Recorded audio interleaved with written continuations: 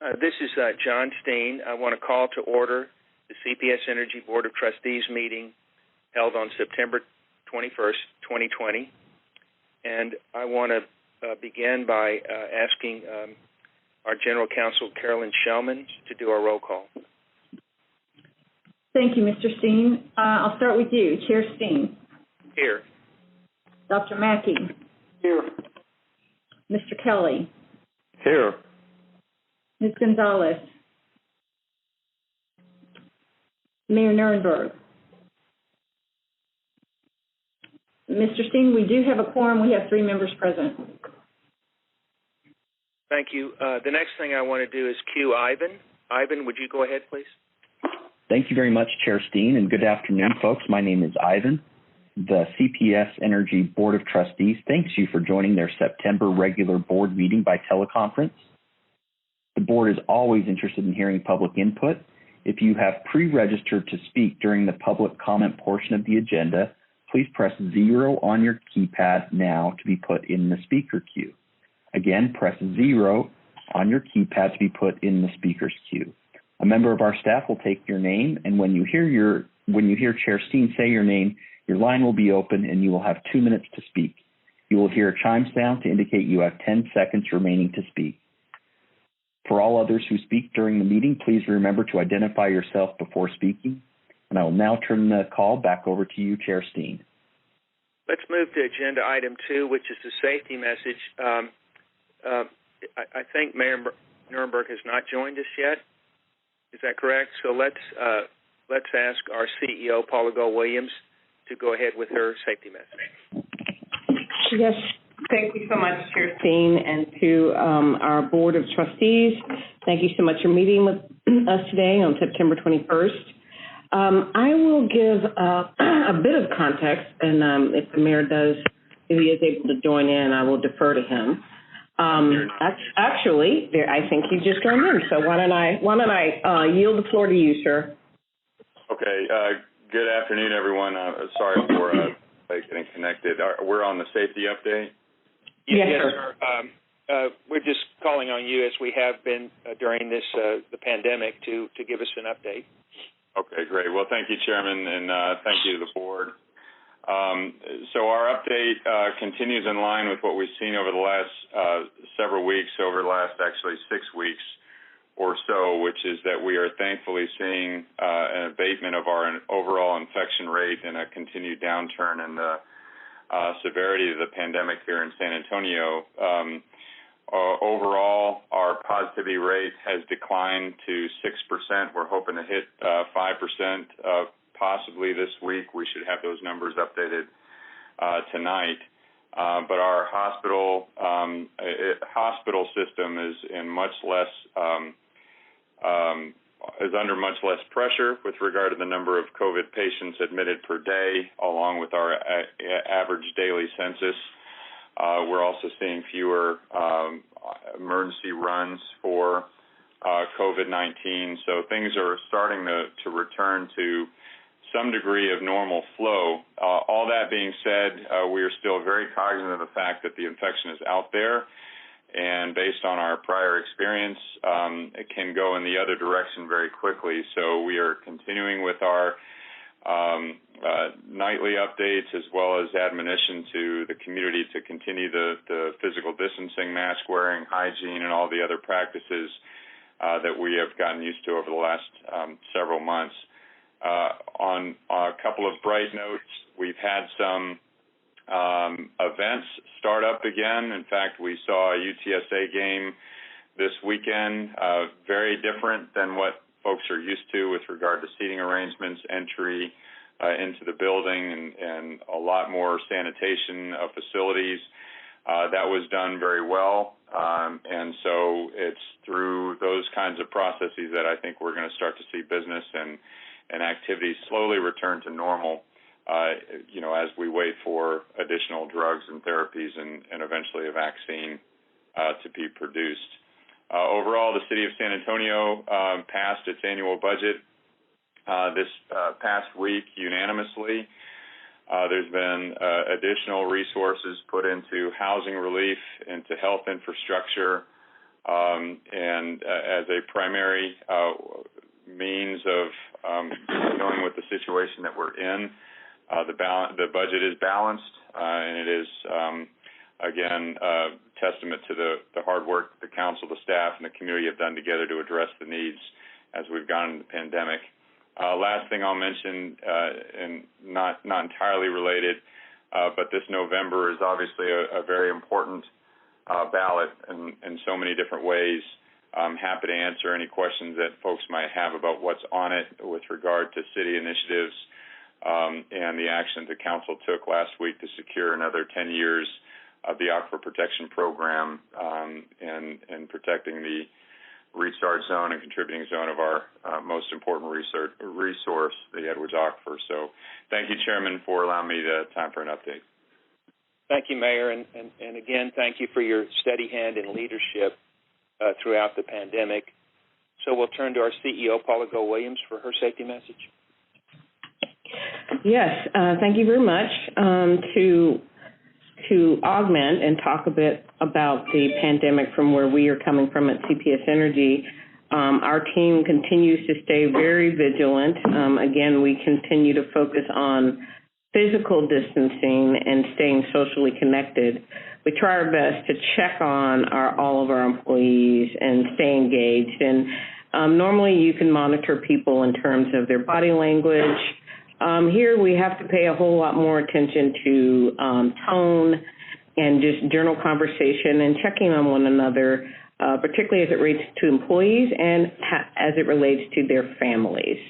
Many of our employees have children trying to do the same things that our customers are dealing with, education challenges and just logistical challenges. And we're doing the best we can to be thoughtful and considerate so that in turn they can focus on ensuring that they're putting our customers and community first as well. We want them to stay in balance. So far, relative to the number of positive cases that we've had to date, it's been 106. We have seen some slowing, as has the city and state, and we are pleased with that.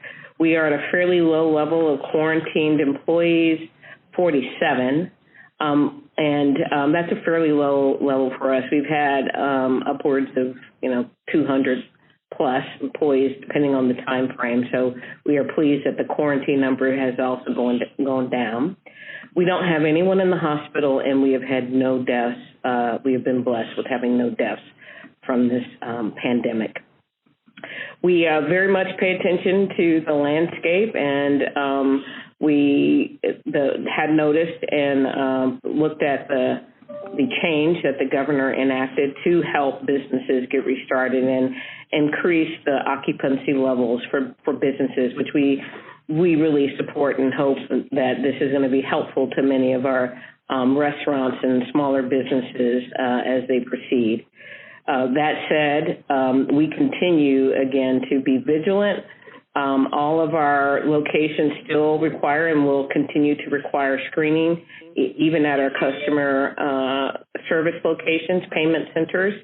We also continue to offer free temperature checks and anything that we can do to be helpful.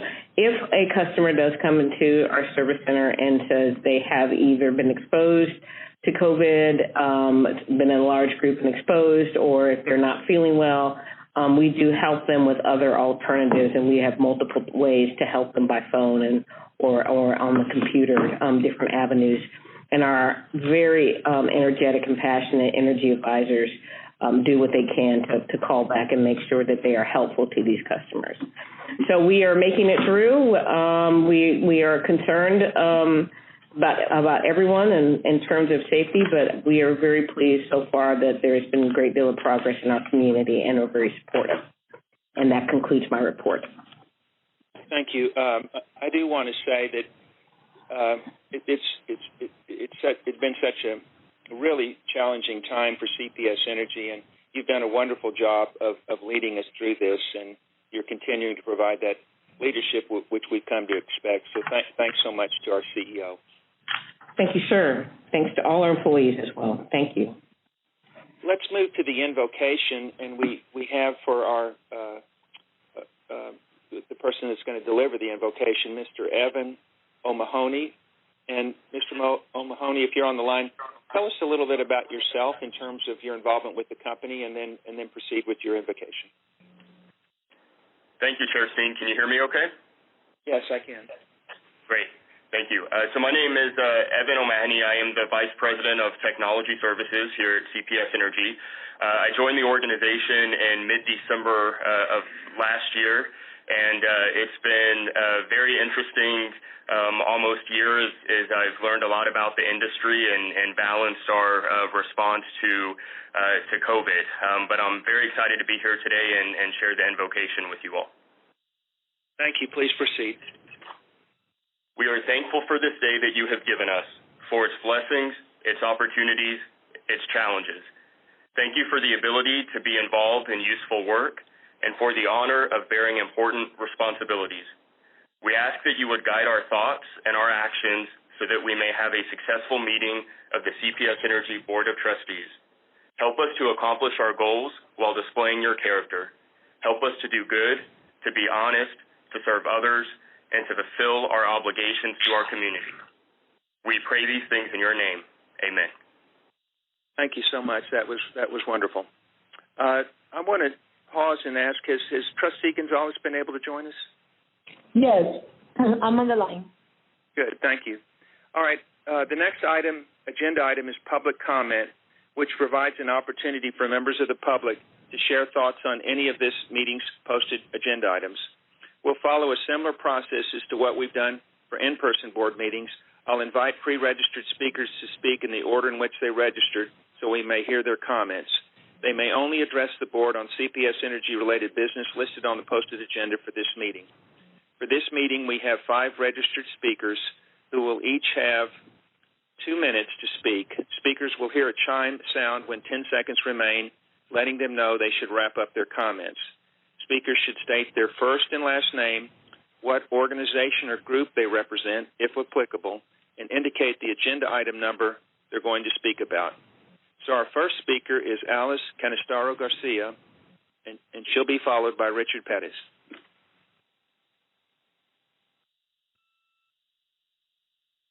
Hello, my name is Alice Canistaro Garcia. I represent Energía Mía.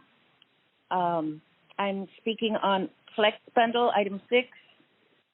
We, the people of San Antonio, need to know that our carbon-heavy, greenhouse gas-belching energy company really and truly has the vision of a just transition as promised in the Paris Accords, not only as a future you will tackle, but as a commitment in the here and now. A just transition away from fossil fuels and fossil fuel jobs and economy and toward sustainable energy and cleaner, greener jobs and economy is possible. Almost half of the current energy mix is fossil fuel. Rather than weeping because gas prices are tanking, I personally would appreciate hearing our energy CEO, Paula Gold-Williams, express responsibility for the San Antonio people who are dying prematurely and tie those deaths to the people who are actually dying prematurely all over the world because of the fuel mix we are addicted to in San Antonio. How can we get to the new world we need if CPS can't envision it now? Remember, it can be done. Any new projects or existing building makeovers should not contain plans for any fossil fuel. Thank you, Mayor. Which is to say, fracked gas. Austin already has committed to this thinking. Rather than make another big, expensive business mistake, such as the decision to build Spruce 2, listen to the community, which advised you not to build Spruce 2 in the first place, and consider a proven source of heating and cooling, geothermal. Go geothermal. Even better, go community geothermal.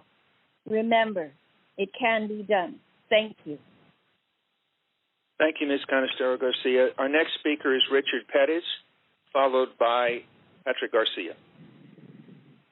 Good afternoon, Chairman Steen and esteemed members of the CPS Energy Board CPS Energy Board of Trustees. Thank you for this opportunity to address you this afternoon. My name is Richard Pettis, and I run a small not-for-profit based here in San Antonio called the San Antonio Chamber of Commerce, where I serve as president and CEO. Chairman Steen, it would be folly to argue against the fact that CPS Energy's continued efficient, effective, innovative, and thoughtful operation has benefited the ratepayers and businesses of this community through competitive rates for many, many years. It has also been an important revenue stream that goes directly to the bottom line operations of our municipal government to the tune of hundreds of millions of dollars annually. This must be credited to the leadership of the CPS Energy Board of Trustees and the fact that the organization has hired and is run by a competent CEO who has surrounded herself with a deep bench of professionals with expertise in safety, customer affordability, environmental impact and sustainability, reliability, security, and resilience. The appointment of a rate advisory committee must be a balanced group of individuals from a diverse background to include experts in the energy industry, in finance, in engineering, in construction, and even such areas such as expertise from individuals in the renewables field as well as environmental and sustainability community. Additionally, the Rate Advisory Committee must serve as a tool to help provide advice to the CPS Energy staff and Board of Trustees and must therefore fall under the purview and jurisdiction of the CPS Energy Board of Trustees. Thank you, Mr. Chairman. I appreciate the opportunity to speak. Thank you, Mr. Pettis. Our next speaker is Patrick Garcia, followed by David Fry. Thank you, Mr. Chairman, Steen, and Board of Trustees and Mayor. I'm a member of the San Antonio Manufacturers Association, our family business for over 40 years, Division Laundry and Cleaners, an 81-year-old company. I serve as a SAMA Board of Trustees. I'm the co-chair of the Energy Committee, and I've served SAMA on water resources for over 20 years. So what I would like to say is that to the Board of Trustees that you have to have faith and confidence in the structure that has been established, particularly how you work in unison with the Citizens Advisory Committee, along with the Board of Trustees, and also with the mayor, who the mayor does hold himself accountable to the citizens of the city and the city council members. So therefore, this structure has been successful in achieving, where SONS has achieved financial, a great financial structure for bond rating, some of the best in the industry, and you also have achieved the rates have been equitably structured for every class of customer. The rates reflect cost of service, and you do not subsidize another class. So the success has served this community very well. We believe that instituting a rate advisory committee is just an added layer that's not needed because you have gotten this far without it already. Again, you've achieved great status without a rate advisory committee. You need the time and energy to focus on our future energy needs. I think that's what's very key today. And thank you for this opportunity to speak. Thank you, Mr. Garcia. Our next speaker is David Fry, followed by our fifth and final speaker, Mario Bravo. Mr. Fry.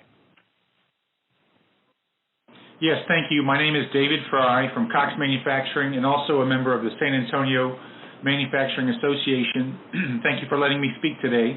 As chair of the Government Affairs Committee with the San Antonio Manufacturing Association, I want to say we're supporting the current model of the current committee, the board, and the CEO as they stand and have been doing a great job in financial wellness, planning, and competitive rates. We don't see an advantage with an additional layer, the Rate Advisory Committee, and really advise against it as that stands. We have tremendous faith in the Citizen Advisory Committee and the board. They're doing a great job, along with the CEO, who is nothing less than outstanding. What we see today is anything like the plans from what we've seen in the past. It'll just be outstanding. So we have tremendous faith in them. Thank you for allowing me to speak. Thank you, Mr. Fry. And let's move to our fifth and final speaker, Mario Bravo. Good afternoon, everybody. I haven't seen a lot of you in a while, and I hope that the greater CPS Energy family is all doing well. under the current circumstances. I'm calling to talk about two issues. One is I'm grateful that you all have created a public comment format and allowed us to be able to participate in your meetings and voice our concerns. However, I believe that the process to sign up is overly restrictive. You only allow a 1 hour window the day of the meetings in order for us to sign up. And that's really challenging for people who work. Luckily, I have a flexible schedule, but for a lot of the people, it's overly restrictive to be able to call in during that one window to register. It closed at 11 a.m. I was able to get out of a meeting and call in at 10:59 a.m. and just barely squeeze in. So I think that some people might see an overly restrictive process for sign up as some people might interpret that as discouraging or not being welcome to give input. And so I would encourage you all to open up that process and find ways that you can make it easier for the public to be able to comment. My second point is that I think you all remember that I used to be the chair of the Environmental Stakeholders Group, and I resigned maybe a year ago. And when I did, I said my bottom line was that I didn't believe that CPS Energy senior staff were meeting with us in good faith. And CPS Energy staff wrote a letter in responding to my letter of resignation, but that was written on a misread of my letter. And I'm running out of time, but my point is I think that people have been frustrated by the process, and that's why we are where we are today. And I think that I want to encourage people to do a better job of listening to the owners of CPS Energy. Thank you. Thank you, Mr. Bravo. That completes our list of speakers. Let's move to agenda item 5, the CEO's report. Ms. Paula Go-Williams. Okay, thank you very much. I'm going to focus on the items that we have on the agenda today and provide a little bit of additional context. So I'll jump right into it. Item 6B. You initially heard from Evan, who gave our invocation. Evan is one of our vice presidents in our information technology area and is leading the effort to help us look at, again, not just functionality and not just the effectiveness of systems, but also helping us look for opportunities to save money in terms of streamlining agreements, just looking for better pricing. And you're going to hear a bit of his conversation today as he goes over some of the savings that they have found for this current year. Item 6B is about the Flex Power Bundle. I have a lot to say about this. I'm very excited about where we are. We have been on a mission for a very long time to do the right things for the community. And if you would indulge me, I want to tell a little bit about our journey. We have been involved with and procuring wind energy for 20 years. And we have over 1,000 megawatts about 1,000 megawatts of wind energy today. And then we did a major effort in the early 2011, 2012 timeframe, and we did a global RFP for solar. That was for 400 megawatts, but along the way, we've added additional farms all across San Antonio and the state, and we're approaching 600 megawatts of solar. We launched a huge energy efficiency and conservation program that is award-winning. We were able to win a national award that last year because we met our goals, not only met them, but exceeded them. So we had over 800 megawatts of energy saved, and we reached that goal a year early. And we did that without investing any money in infrastructure. I still say the energy efficiency and conservation program, along with the things that we've done on the renewable side, helped us not to build a plant. If we had not done that, those 800 megawatts is equivalent to the creation of a plant, which very much would have been a fossil plant. What we've done, we've taken advantage of timing and really tried to make the best decisions that we can to make the transition.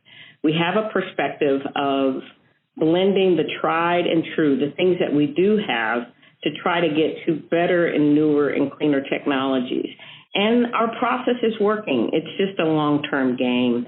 The assets that we invest in can last many years. Solar farms can last 20, 25 years, 35 years.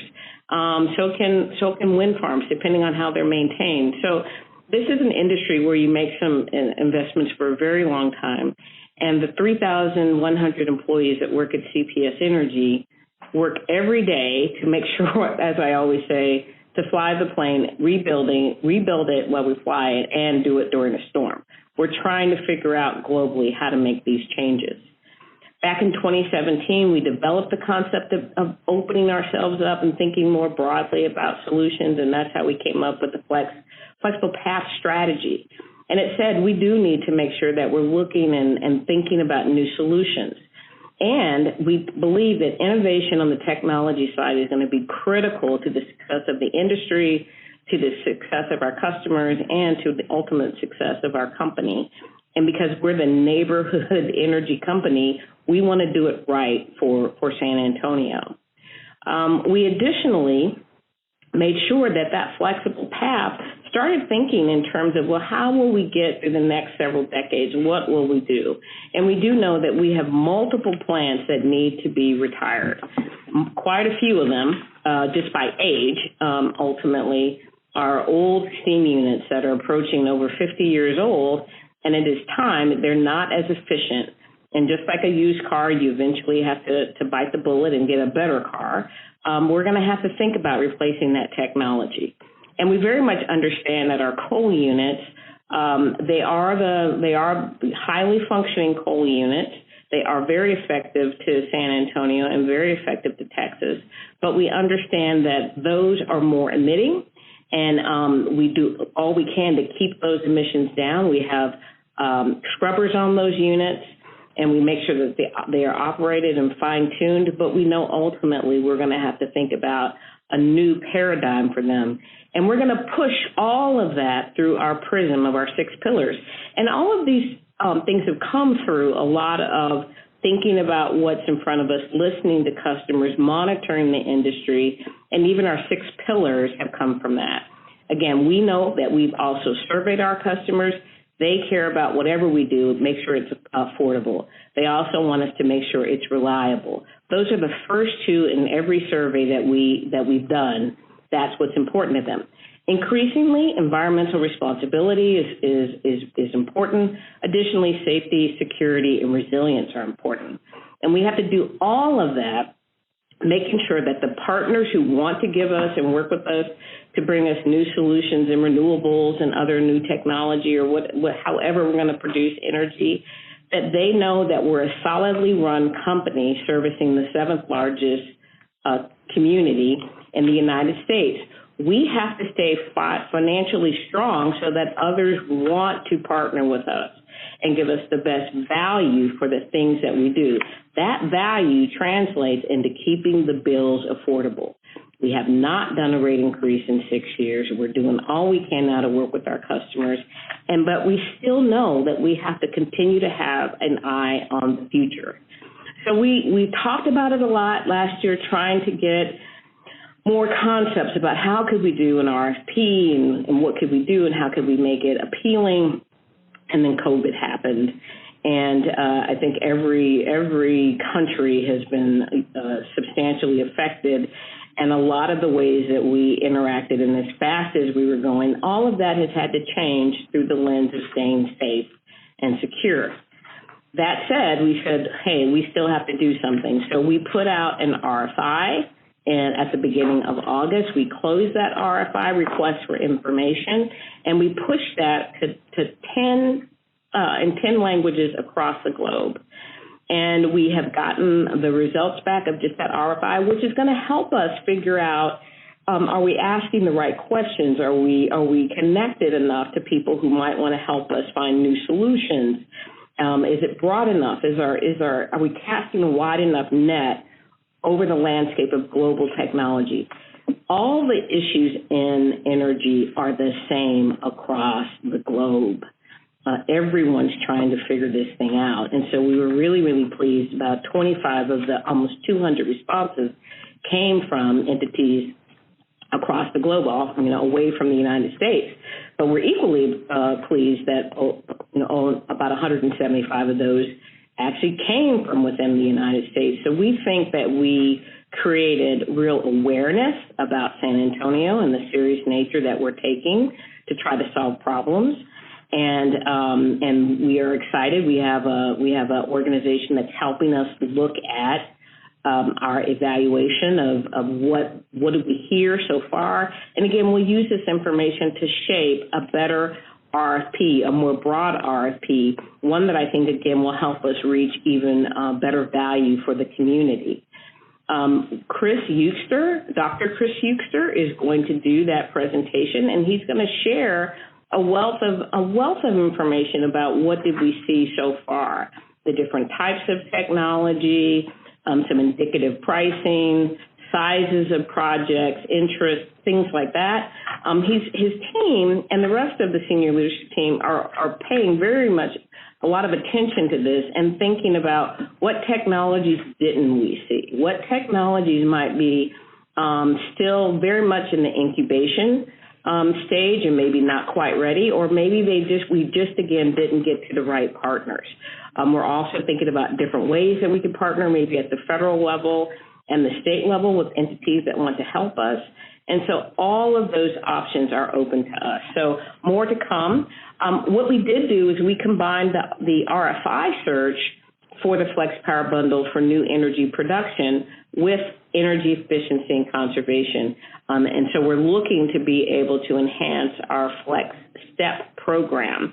We want to be flexible in terms of what can we do to help save energy as well. So you'll also hear from our Chief Customer Engagement Officer, Rudy Garza. So that's a great highlight for our presentation today. Additionally, on another item, you're going to hear about several procurement items. One of them is quite large. It's our gas construction services procurement.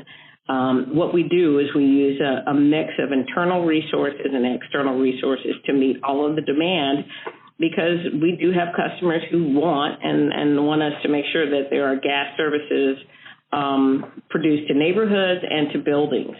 So that's a fairly large procurement, and we made sure that we sent some additional context about that on a couple of occasions. We've covered that in committee meeting, and you'll see that as a procurement request for approval today. We also have one of the items is for polls. We have poll agreements, and we have attachments that occur where people attach to our polls. And so you'll get a bit of information about a procurement around our polls. And ultimately, we have cable and wiring. Of course, you realize that we have cables and wires all over the place. This is important to us being able to deliver energy, particularly from after it's produced, after it's transmitted, and then when it gets distributed down to all the homes and businesses across San Antonio. So those are the procurement items. And what we're going to do this time is we're going to do previews of all of those procurements. We have had several months where we haven't had a procurement item requiring board approval, but we thought this one, since several of them, at least one of them is very large, we would give a preview to the entire board of those procurements so you can hear those. And then when we get to answer any questions you have, and then if you are satisfied with our questions, when we go to consent, those are the same items that are on the procurement part of the agenda. You will, on item 10, hear from Carolyn Shellman, our Chief Legal Officer, and she has been working in close partnership again with our Chief Customer Engagement Officer, Rudy Garza, Felicia Etheridge, who retired but helped us launch this effort, and multiple people from across all of CPS Energy. We understand the importance of this committee. This committee, a rate advisory committee, is one that other entities use, different types of utilities, but they are you can find them very much in the energy industry. Management has done quite a bit of research, asked a lot of questions, looked at other organizations that are near and far to CPS Energy, and come up with a proposal to the board of how the RAC could be structured. These are just our proposals and our thoughts. We are glad to be able to talk to you about this publicly. All of the information in the board book is available for anyone to read, and then we'll be looking for additional ways to make sure that we get additional input about the structure of the RAC and what do people think about from the proposals that we made, plus any adjustments whenever the board has them today and beyond. We are not asking for approval today. We want everyone to hear it, and then we'll work with the board over the next couple of months to see how we could fine-tune this proposal and obtain a structure that the board is comfortable with. And I think that's the main overview of the agenda, and I will conclude my report at this point. Thank you very much. Thank you, Ms. Gull-Williams. We'll move to agenda item 6, and that's the additional updates. And you're listed as the presenter sponsor. Do you want to take us into these items, or do you want me to? Sir, I think my update that just gave the perspective that these are all previews for consent items should be enough, and I think all of our speakers know what to do. All right. So let's go to 6A. These are additional updates. Fiscal year 2021 COVID-19 financial impacts continued. Mr. Gary Gold. Good afternoon. I'm going to begin the presentation on page 4. And as you noted, Chair Steen, I'm going to be covering the fiscal 2021 financial impacts as of August 31st. This is an informational presentation only. If we would move to page 5, this is our standard disclaimer that we provide each month. These are projections. We are now 7 months into our fiscal year, so we have results for those first 7 months, but there's still 5 months worth of projections. And so the information presented on our projections on a full year basis are still considered preliminary and subject to change. Moving to page 6, the objectives and takeaways for today is to look at our financial results, the forecast of that information, and also look at the financial performance and metrics, our projections for those as well. Moving to page 7, our agenda, I will be covering first our net income year-to-date, followed by a look at electric sales for the month of August. Then we'll look at our net income forecast and flow of funds projections and our key financial metrics for the full year fiscal 2021. And then we'll conclude with actions and next steps. If you would move to page 8, this is a look at our net income year-to-date through August. I'll direct your attention to the middle column, our actual results, the bottom line, net income. We are currently, through August, reflecting net income of $94.2 million, which is an improvement over the budgeted amount of $60.5 million that's in the first column. So a favorable $33.7 million. If you look just up above in that last column, again, as we've seen in prior months, the favorability that we've seen year-to-date is primarily being driven by reductions in our non-fuel expenses. Our operating and maintenance expenses are performing well, favorably compared to the budget, as well as our interest and debt-related costs. Partially offsetting those this month, you can look just a little bit further up and look at the total revenue available for non-fuel, and you can see unfavorability there of $27.1 million. That's primarily a function of lower wholesale revenues that we have seen here in both July and August. There has been a significant amount of available wind generation on the ERCOT grid that has been available to serve the demand. Even with the hotter weather that we saw, there's been plenty of generation, and that has also kept prices in the ERCOT market lower than what we have seen in prior years. And so as a result, we have seen some lower wholesale revenues. Moving to page 9 of the presentation is a look at our electric sales by customer segment for the month of August. Again, this looks similar to what we have seen in prior months. Some of our commercial and industrial segments, especially the educational services and hotel and food services, we've seen usage below plan in the double digits. Some of the other categories, churches and services, manufacturing, are also unfavorable compared to budget. However, the residential group, as a result of people continuing to work from home, we have seen a favorability in that category compared to budget. All in all, our total system for the month of August was very close to our original plan. We were just favorable at 0.1%. But again, you can see that there are still impacts that are occurring as a result of COVID in some of our commercial and industrial sectors. Moving to page 10, looking at our net income projections on a full year basis. This includes 7 months worth of actual results plus our projections for the final 5 months of the year. And I would direct your attention to the second column, the bottom line, net income loss of negative $21.6 million. We're continuing to reflect a negative net income or a net loss for the year. This number is improved from what we had in our projections last month, and I'll show that on the next page. But as I mentioned, we have seen lower wholesale performance. We did see some favorability from our retail customers, our customers here in San Antonio, and I'll cover that on the next slide. Primarily, though, what we're continuing to see and project in our full year results is that we're going to see lower revenues in our medium impact scenario, partially offset by fuel expense or non-fuel expense savings, resulting in that negative 21.6.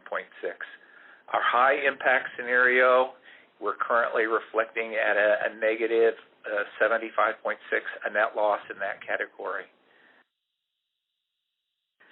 Moving to page 11. This provides a look at the change that we've seen in our net income forecast from last month to this month. As I mentioned, our current projections are a net loss of $21.6 million.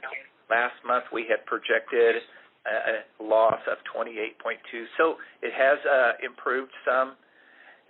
Primary contributors to that, we did see actuals in our net retail revenue favorable for the month of August. That was mostly offset by lower wholesale revenues. And then we saw some favorability, as we have seen in prior months, in our debt-related expenses. And part of that is the result of a delay of an implementation by the Governmental Accounting Standards Board that allow us to continue to capitalize interest.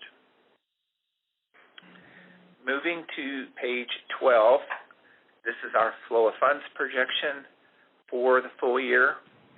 Again, covering 7 months worth of actuals and 5 months of projections. I would direct your attention to the second column, our medium impact, and second line from the bottom, our total R&R fund additions. We're currently projecting that at $207.2 million. That's up just slightly from last month, where we were projecting that at $204 million. Then the last item that I would direct your attention to is our capital expenditures, the bottom line. You can see that we are projecting that we are going to be favorable for the full year of about $44.7 million. So like I said, we've been closely monitoring our spend both from a O&M and capital perspective, and these are the amounts that we're projecting for the year on our capital. Moving to page 13, our projections on our key financial metrics. First is our adjusted debt service coverage. Our projection under the medium impact scenario this month is 1.51 times coverage. That's up just slightly from 1.50 times coverage that we were projecting last month. Likewise, in the high impact scenario at 1.38 times coverage, that's up just slightly from our projections last month. Days cash on hand, we're continuing to show those above our threshold of 150 days in our medium impact scenario at 170 days. That's slightly improved from last month, as well as the days cash on hand for the high impact. That's just slightly improved from last month. Currently, we're projecting that at 158 days cash on hand. And then moving to page 14, looking at our debt capitalization, the projections under the medium impact, we are currently projecting at 60.5%, in the medium impact and 60.9% in the high impact scenario. These are favorable to our accountability plan thresholds. As I've mentioned in previous months, as we've looked at optimizing our capital program and closely monitoring our spend, we've been able to manage these and allow them to come in favorable to our thresholds. Wrapping up on page 15, ongoing actions. As we have been throughout the year, we're closely monitoring the landscape. We're watching sales. We're especially now, as we're exiting the summer season and moving into the latter half of the year, we're continuing to monitor accounts receivable, looking at our customers and their ability to pay, working with customers to provide them information on assistance programs, continuing to focus on liquidity, and as I said every month, monitoring our spend both from a capital and O&M perspective to ensure that we are looking to reduce our costs. And we will be available again next month to provide the monthly update to the board. That concludes my presentation unless there are any questions. Thank you, Mr. Gold. Do we have any questions from Mayor Nuremberg, Dr. Mackey, Mr. Kelly, or Ms. Gonzalez?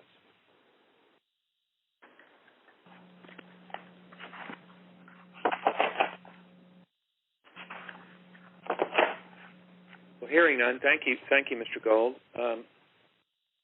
Let's move to 6B, cost savings, EIT system maintenance contracts, and that's Mr. Evan O'Mahony. Thank you, Chair Steen, and good afternoon again, Board of Trustees.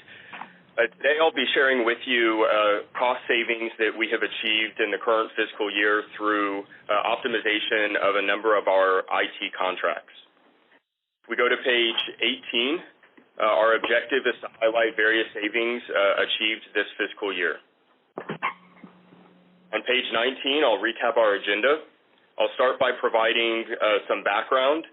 I'll discuss our partner landscape, some of the various partners that we work closely with. I will speak to some of the strategies that we leverage to achieve reductions. I'll outline our savings summary to date for the fiscal year. And then I'll speak to our ongoing focus in this area.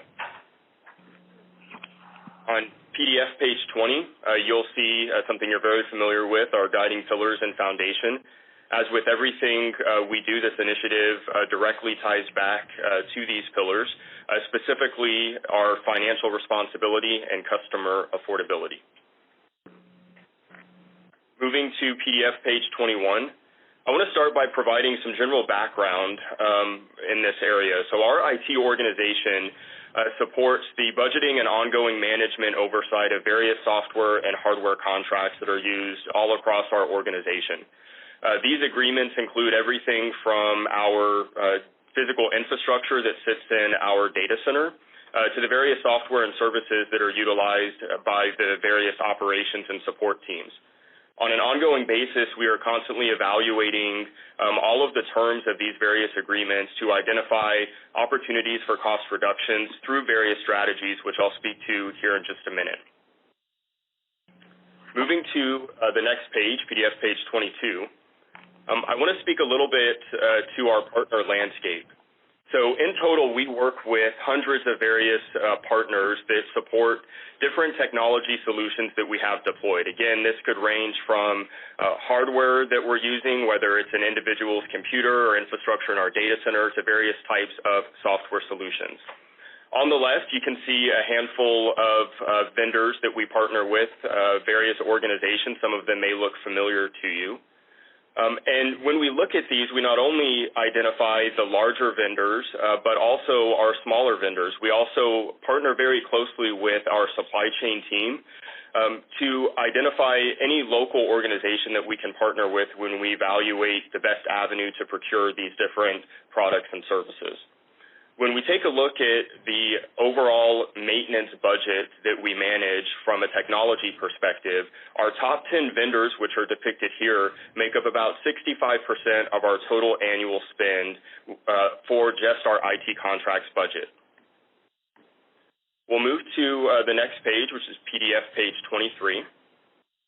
So as we evaluate the different types of agreements that support our IT investments, we consider various strategies to obtain savings.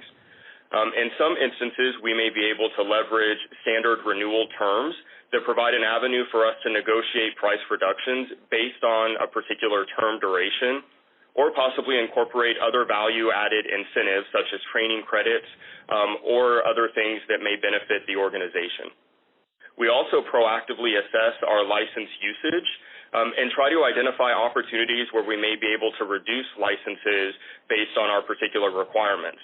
That's another avenue where our agreements can potentially be modified and allow us to reduce our overall costs.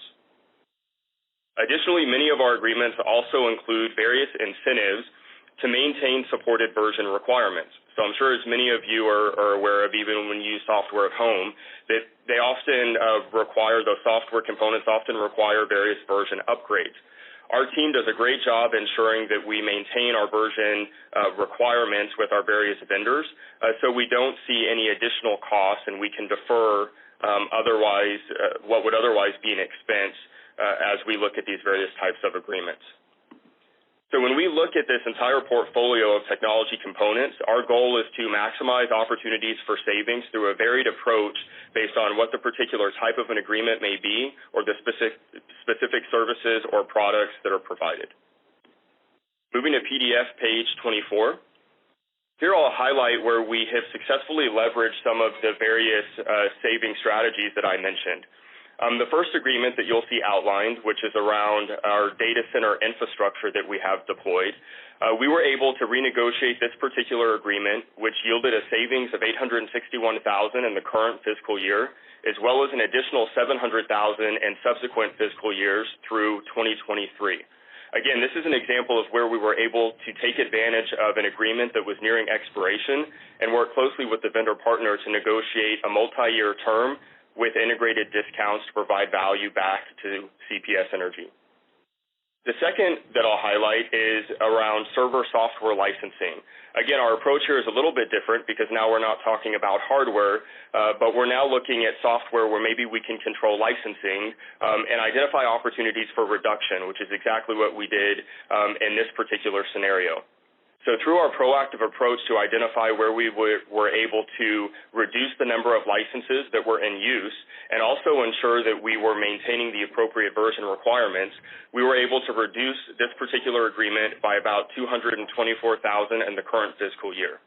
So I mentioned we have hundreds of agreements that we maintain and manage across the enterprise, and if we just look at these two particular examples, leveraging the strategies that I mentioned, we were able to reduce our overall spend here by about $1.85 million. Moving to PDF page 25. So when we look at our overall portfolio of technology, our goal is to continue to stay focused to identify savings in the future.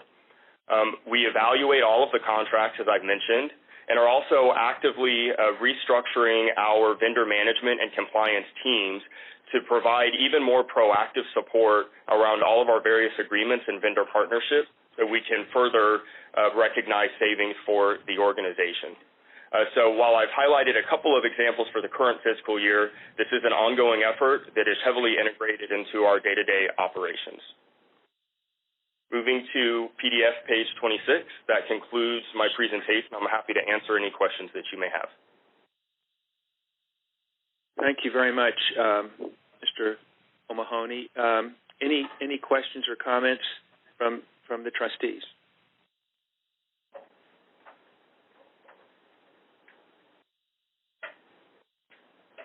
Thank you so much for that presentation.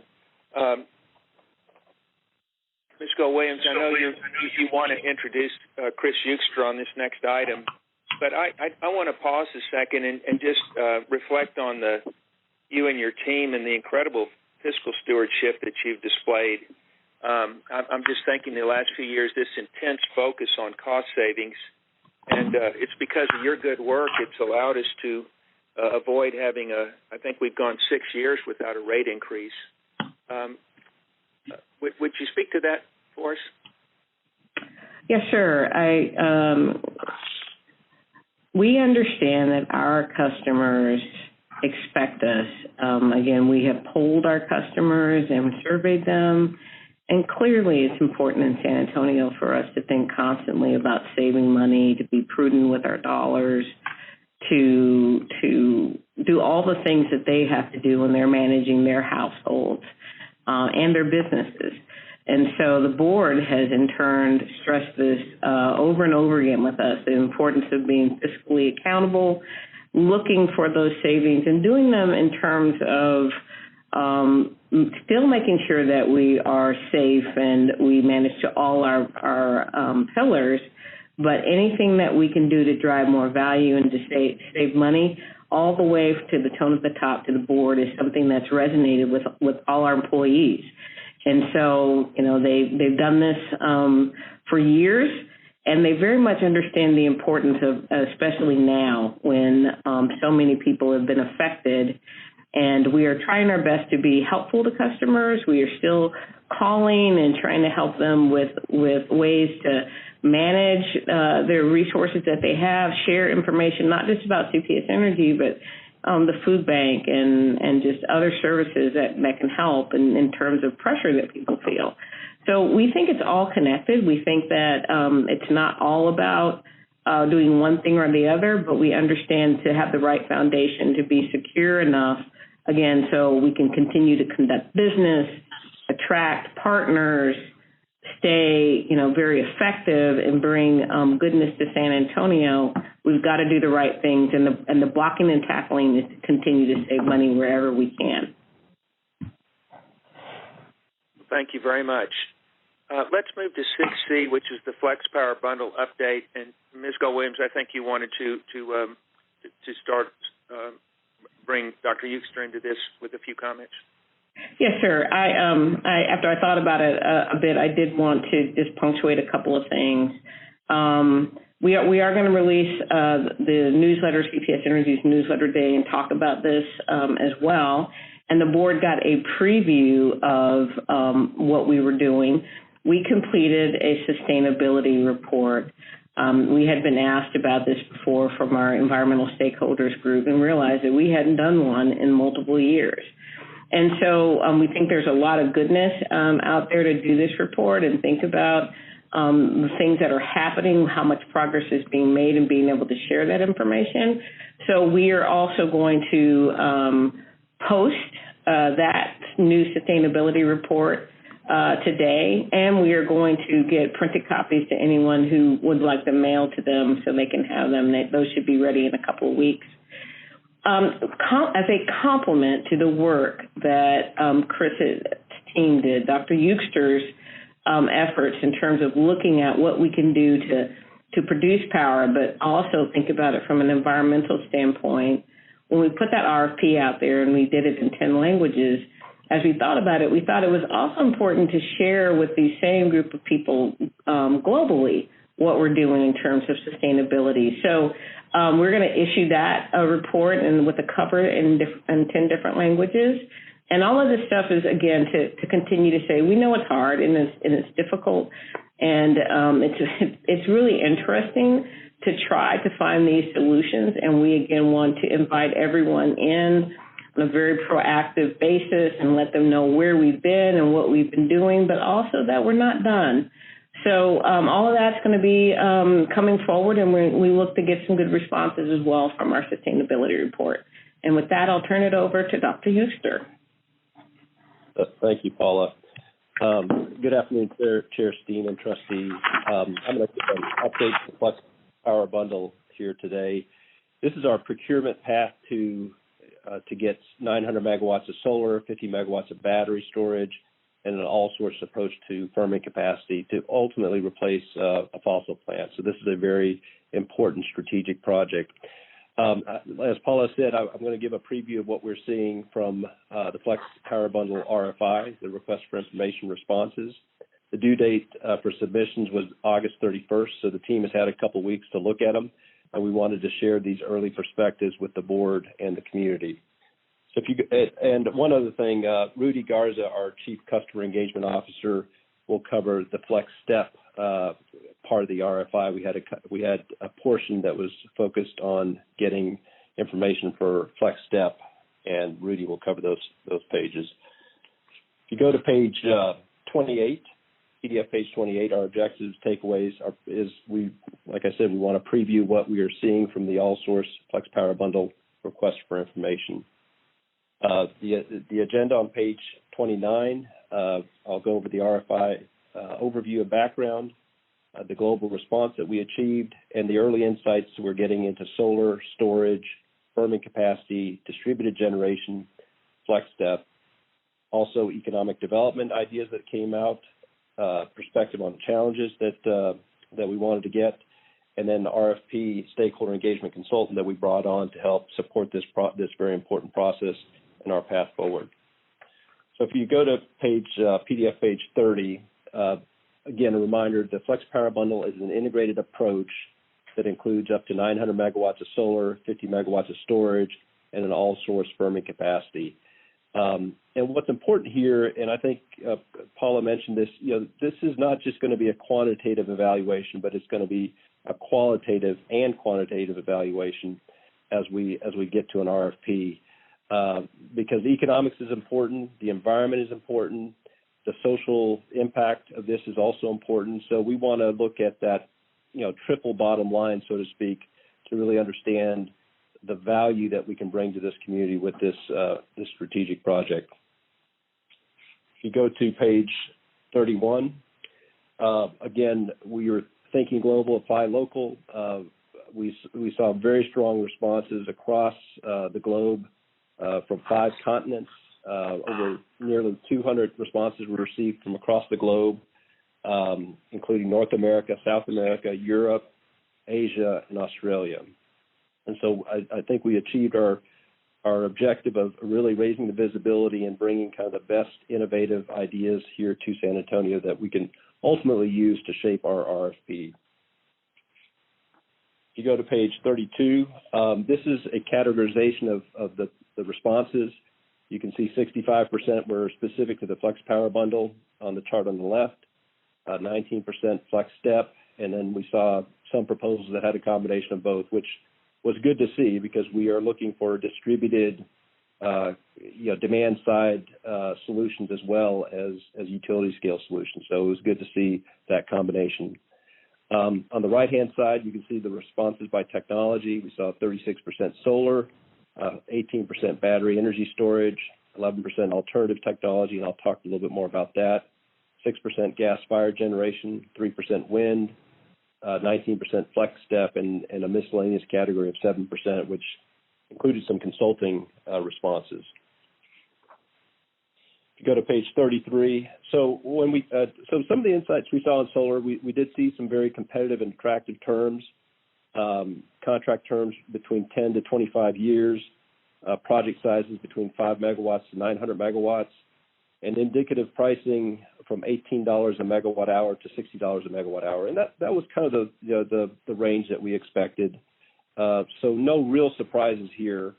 What was a little bit of a surprise is we saw projects come in from across Texas. So this was not just West Texas solar. proposals. We saw 16 projects right here in San Antonio, or proposals that were specific to San Antonio. We saw 13 in North Texas, 12 in South Texas, 6 in East Texas, and 9 in West Texas. So the geographic diversity, I think, was interesting, and the number of proposals that were specific to San Antonio, which again is good because this is where our load is, was also very interesting to see. Chris? Yes, sir, Trustee Kelly. A question on slide 33. The indicative pricing seems to be extremely wide, from $18 to $60. Can you elaborate a little bit on what fell more at the $18 end and what fell more at the $60 end? Yeah, and Trustee Kelly, I think when we did the big 400 megawatt solar RFP, 7-8 years ago, we also saw a wide range of pricing. So typically, when you put out a proposal of this size, you see things come from all sorts of different places. I think some of it is where the location of the solar is. The solar radiance is sometimes better in some places than others. The type of technology that they're using. So I would say most of it, and again, I would defer to my team. I would say we saw mostly between $20 and $30 the range. So the $60 was a little bit of an outlier. The other thing, Trustee Kelly, is the size of the project. I think also makes a difference as well. So I think we expected to see pricing between $20 and $40 a megawatt hour, and I think that's kind of where we saw it with some outliers on the high end. Okay, thank you. If you go to page 34, on the battery side, we received 35 battery storage proposals. Majority of them were located on the transmission level, but we did see some at the distribution level and around the San Antonio region, which again was good to see. Duration, we saw 1 to 4 hours. So again, duration is a key number that we're going to keep a close eye on. So 1 to 4 hours, which is what we expected with lithium-ion batteries. Project sizes were from 10 megawatts all the way up to 400 megawatts. And the indicative pricing was from $3 a kW month to $15 a kW month. And, I think those were pretty competitive prices that we saw. Again, wide range because you get a lot of different players with different technologies and different approaches. But we were happy to see some of that lower end pricing on the battery storage. Go to page. Yes, sir, Trustee Mackey. Looking at page 7 and page 8. When I look at page 8 is indicative of the pricing 18 to 60. When I look at the battery, it's 3 to 15. Or what are we projecting for projects or megawatts or more closely to the 400 projection? Since it's is it cheaper? Do you feel like it's cheaper than the solar, or how do you feel like that's going to benefit us? Yeah, so what we saw the pricing for the solar was in energy prices, so the $18 a megawatt hours for energy that is delivered, whereas the battery was priced in a different unit. It was priced by capacity. So how much capacity do you get per month? Because you can use that battery differently. So the solar piece is a little bit more straightforward. Whatever electrons get produced, you pay for them. It's a price per energy of that gets delivered. With the battery, there's a lot of different ways you can use it. So the way they've priced it is for the capacity of that battery. And I would say that these are numbers that I think are pretty attractive relative to what we've seen in the past. So it does confirm the trend that battery prices are continuing to get lower over time. But to answer your question, it's a different term. So you can't compare them one for one. One is capacity and one of them is energy, but they're both competitive and attractive terms to us. Does that answer your question, Trustee Mackey? Yes, it does. Thank you. But you go to page. Yes, sir. Go ahead. Okay. If you go to page 35, one of the things that's unique about this RFI was we really wanted to look at alternative technologies. What can really push that boundary on duration?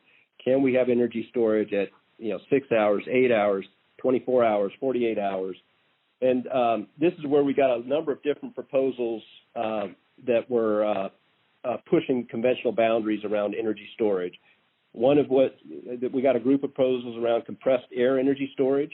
So this is basically taking air and pressurizing an underground storage cavern when energy is cheap or when there's a lot of renewables on the market, and reversing that process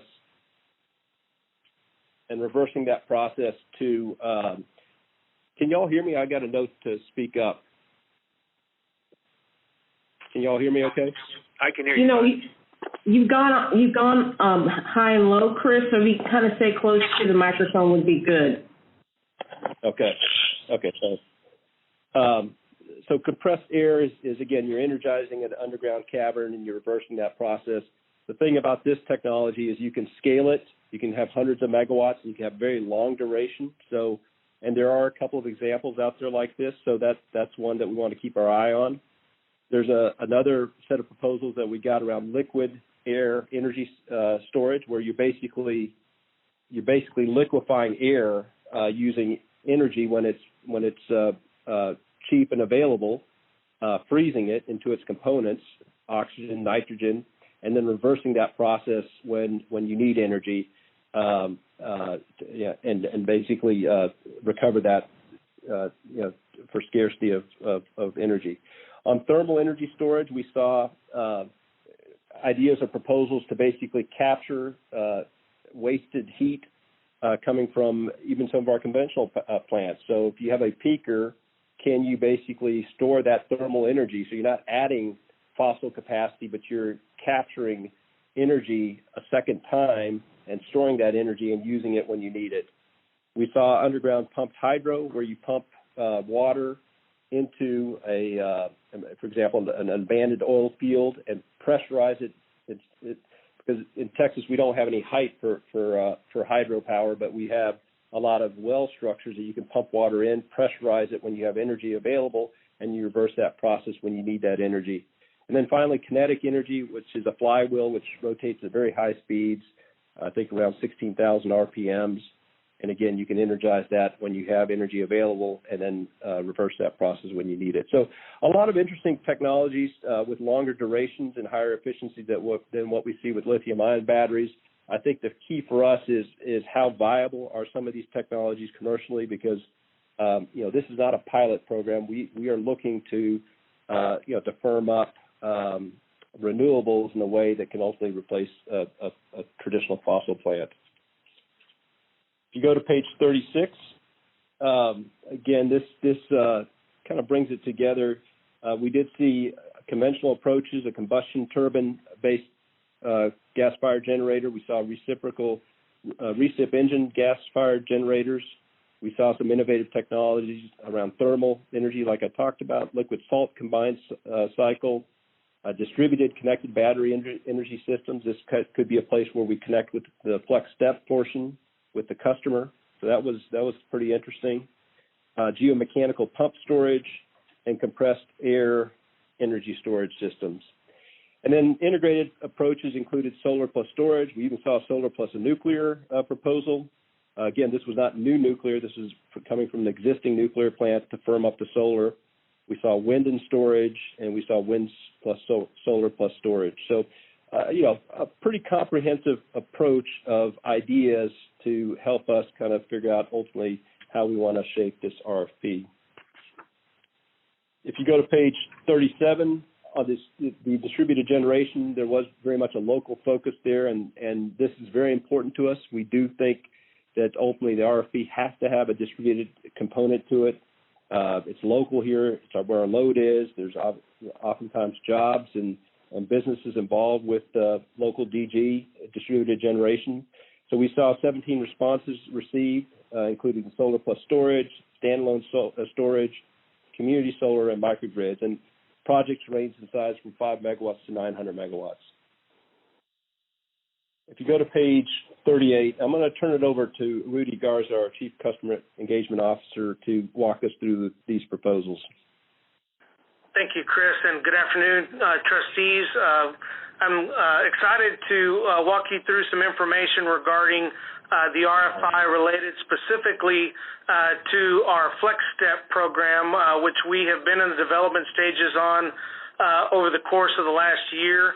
I will remind you that the trustees and City Council approved our Step Bridge program late last year to help get us through the period between Step and Flex Step so we could be thoughtful about how we develop Flex Step into the future. As Chris stated, we saw a very robust response for Flex Step as part of the Flex Power Bundle RFI process, so we appreciate Chris and the team allowing us to piggyback to ask a question about Flex Step.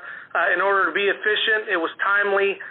We have been collecting feedback on Flex Step throughout the year, gotten a lot of really good feedback from a number of stakeholders. In this instance, we received 37 proposals, and those proposals came from the UK, came from Germany, all across the country, and certainly here in Texas. Consistent with our flexible path strategy, what we saw was a lot of feedback on both what we call our tried and true programs, solar, commercial and residential energy efficiency, weatherization, the programs that have really been the backbone of our STEP program over the years. There continues to be plenty of opportunity to continue programs that have certainly been successful for us over the years, and we've gotten feedback on those type of programs. But in this case, we also got a lot of responses related to new technologies, really to drive inside the home behaviors, access to information on appliance usage, timing of when the peak comes in the summer, and how customers can reduce their usage during the times that are most critical to our system to help CPS Energy, save in our overall consumption, to really take advantage of our energy efficiency resources. Conversion to smart home technologies so that you have really an integrated system within your home that controls all of the appliances that drive consumption. We're all part of the responses we got to our Flex Step questions. In addition to new technology, how are we going to incent potentially electric vehicle infrastructure? How are we going to incent inside the home battery storage for customers, who want to be able, to lower their usage during the day, to help with our demand response programs.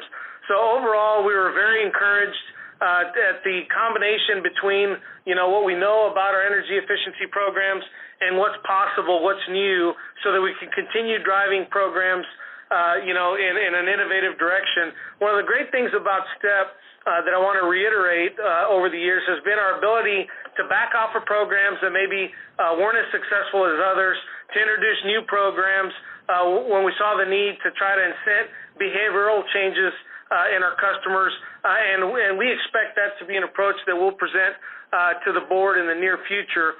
If we can go to slide 39, next steps as it relates to Flex Step is that we continue to receive public engagement and feedback from our community on what they'd like to see as part of a New Horizons Flex Step program. We're going to have a conversation with the board this fall regarding what we've kind of found out and what we think makes sense for us going forward. You have to balance the need to have a robust energy efficiency and conservation program with the ability for our customers to pay for this program. At the end of the day, every customer in our system pays a portion of their bill to support our STEP initiatives. So we have to balance the need to be innovative and bring a material program to the table, and with the addition, with the ability of our customers, to pay for it.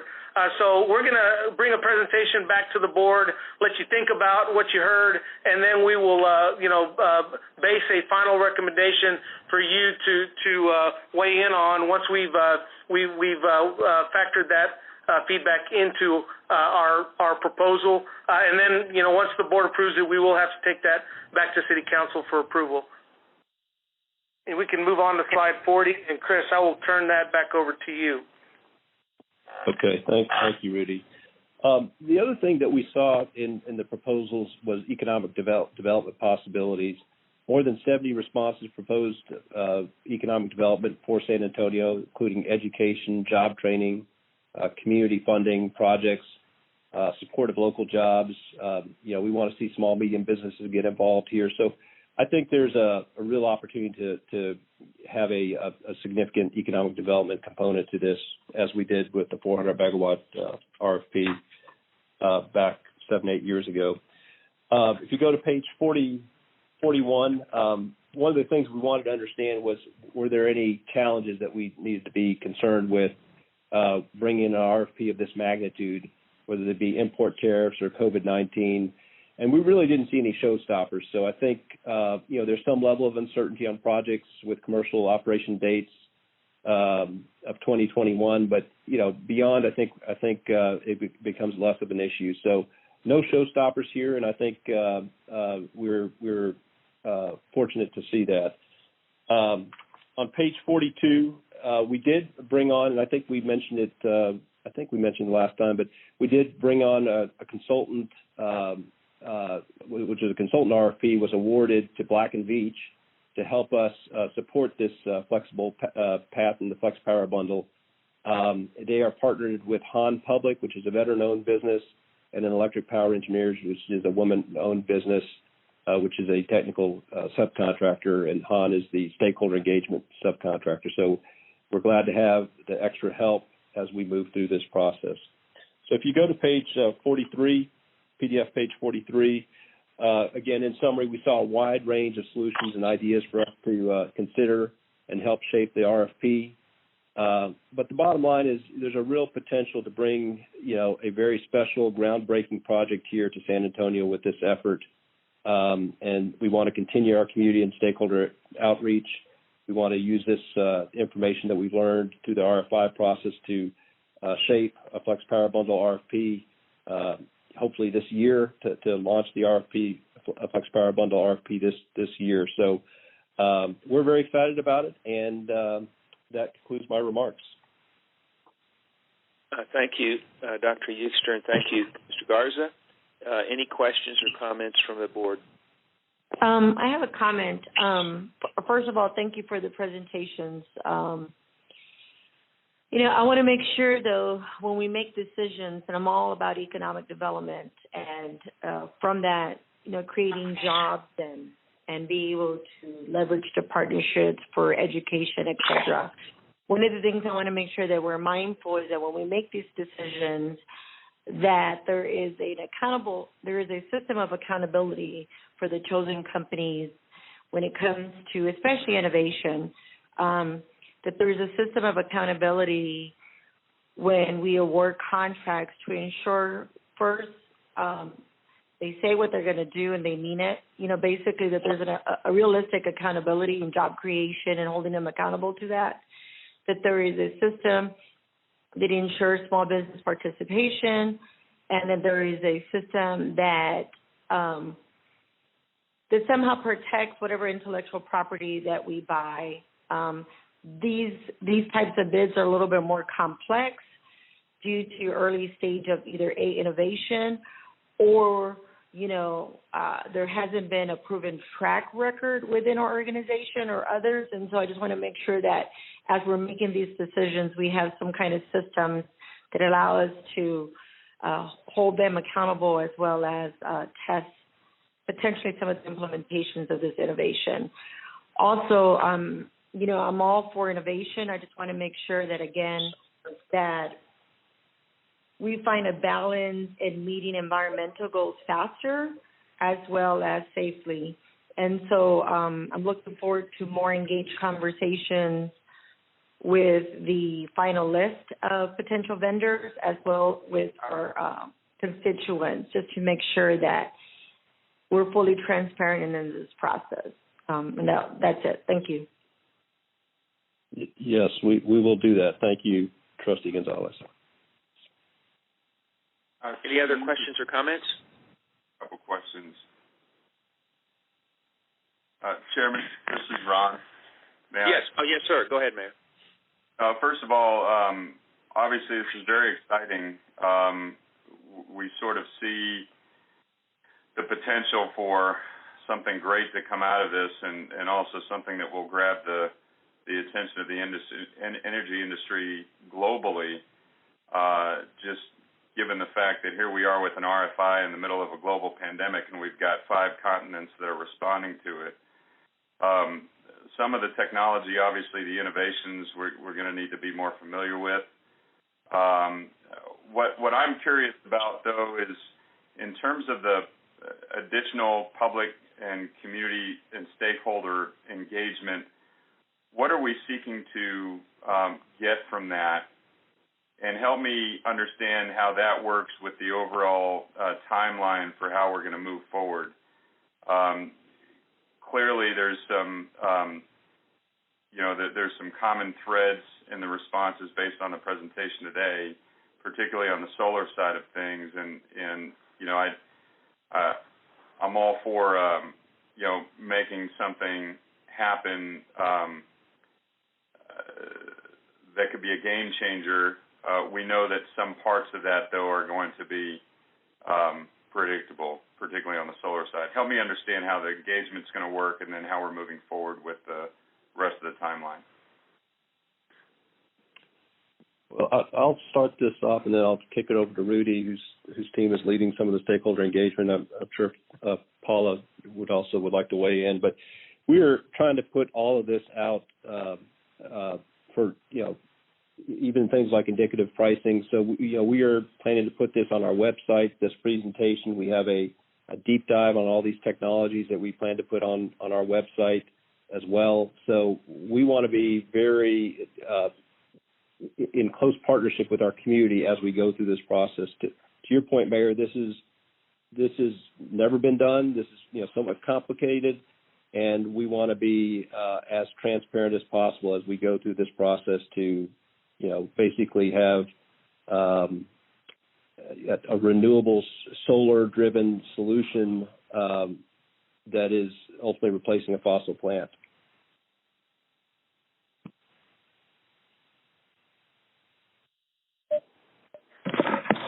This is Paula. It's a great question. I think we feel that we can be very organic. We feel like we can create an effective process and encourage more engagement and outreach. This is our first step.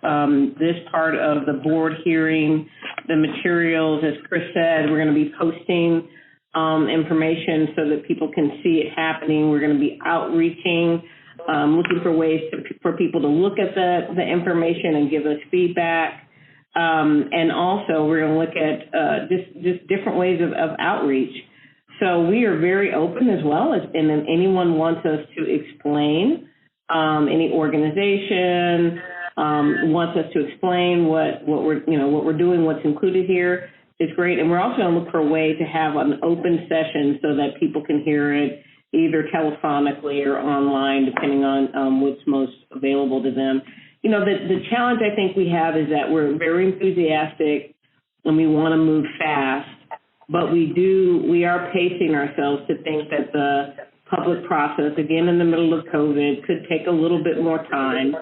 And so we want to launch it later this fall, but we will kind of have to assess whether or not we feel like we are able to reach as many people as we would like.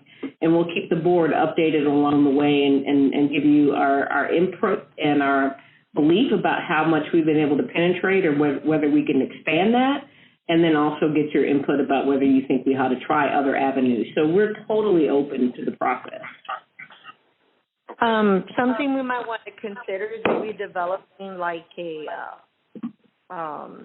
renewable energy like toolkit something that makes it easier, to present some of the proposed solutions, and that could be reused in different ways with through the community fairs, with the Citizens Advisory Group, and potentially RAC. I mean, I think at the end of the day, if we can create some kind of toolkit that makes it really easy to explain, what we're trying to accomplish, in addition to just videos. But, I think it's a perfect opportunity to see how we can get innovative and designing some kind of, again, toolkit for marketing and outreach. So that's just an initial high-level thought. But I do understand where the mayor is coming from, and I just want to make sure that we connect with key stakeholders in the community and individuals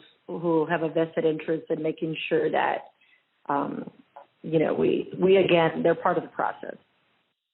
That is a great suggestion, and we will run that one down. Paula, when you say yes, fall time frame, is that for hitting the street with an RFP? Yes, sir. If we can get enough input to shape it, that would be our desire, but we would gladly come back and talk to you about that if you thought we needed more time. I'm in favor of us moving expeditiously, particularly on the solar side. Just given, I'm just looking at across the board what we're doing here at the city. There is a global downturn, and the opportunity for us at CPS to be, the player right now with regard to solar globally is something that I think has benefit in many different ways for us. And so I'm excited to get this going. Obviously excited by the innovation that's being discussed, but with particularly with solar, just how that can enhance our portfolio, but also give us an opportunity to strike while the iron's hot. Thank you, sir. Well, we hear you, and we'll look at that. And I think the one piece that's ready to go more than any of them is the solar part. You're absolutely correct.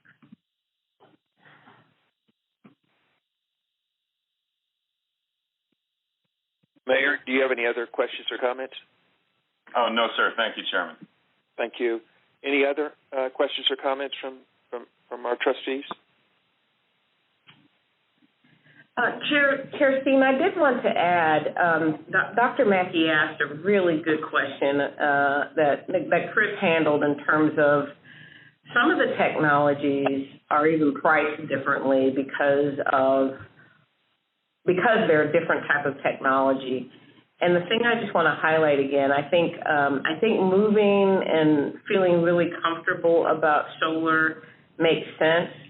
But I want to remind everyone that the purpose of the bundle was to help balance the offering. So, yes, the solar piece could launch sooner rather than later, but the intermittency of those renewable products have to be firmed up. And so we have to be really careful that when we're putting this capacity on the grid, that we're thinking about it in terms of every single technology has challenges. Every single one has a benefit, but every single one has a challenge. And the complement of what we're looking for is that we can, again, make sure that the systems that we put back on the grid are reliable as a unit. And so they won't all be comparable. This is the bigger point. They won't be exact pricing. This is not an exercise where every single item has to be priced the exact same because there are different types of technology. What we're looking for is a bundled offering so that we get the best value once you add that. I expect solar to be one of the biggest drivers of value because the prices are so inexpensive, but we're only looking at energy produced. At night, when the panels aren't producing, during storms when they're not producing, doesn't matter if they're only a penny per kilowatt hour, 2 cents or 3 cents. It doesn't matter because you don't get them. So that's our responsibility to keep bringing it back to the board and the community, and then making sure that time frame isn't too stretched out in terms of implementation. We don't want the problems that are happening in other states where they're having problems with so much, they're producing so much power from the renewables at times when you don't need it. So they're actually wasting energy, and they're having problems with reliability. Every single grid has that. Even in Texas, we struggle a bit today because we have so many intermittent megawatts on the grid. But we believe there's a way to do it as long as you're doing everything in balance and you're bundling all of these activities. So Dr. Mackey asked a great question about pricing. The pricing won't be exact, but we will pay attention to the overall pricing mechanism. And once we make a decision about one, it'll help us figure out how much more we can propose back to the community and board and council.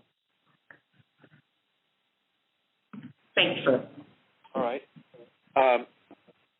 Williams, do you think we've wrapped up item 7? Yes, sir. Okay. Let's move, I'm sorry, item 6. Let's move to agenda item 7. And these are procurement reviews, which you've touched on earlier, Ms. Go-Williams. Do you want to introduce these sure, items? In the interest of time, we can move forward. All right. So let's go with 7A, General Services, context for item 8C1, which is, again, a procurement item. And this is Mr. Mike, it's Gas Construction Services, Mr. Mike Fuentes. Mr. Fuentes? Yes, thank you, Dean. And once again, good afternoon, Board of Trustees. My name is Mike Fuentes, and I am the Director of Gas Construction. And I want to thank you for the opportunity to go over the Gas Construction Services Procurement Review. If we go over to PDF 48, this is our key objectives and takeaways. I'll be discussing the supporting information for the gas construction contract renewal, and I'm very excited to provide you an overview of our gas construction and contractor services area. If we move to PDF 49, the agenda, we'll be looking at the gas construction landscape. Then I'll be talking about the gas construction organization, looking at a gas construction overview, discuss a little bit about COVID-19 response and how it applied to our contractors. I'll be highlighting some projects, some key projects that we had in construction. And then once again, I'll be discussing the upcoming construction contract renewal. We go to PDF 4050. And we have seen a significant growth in San Antonio year after year, and it positively impacts our gas business.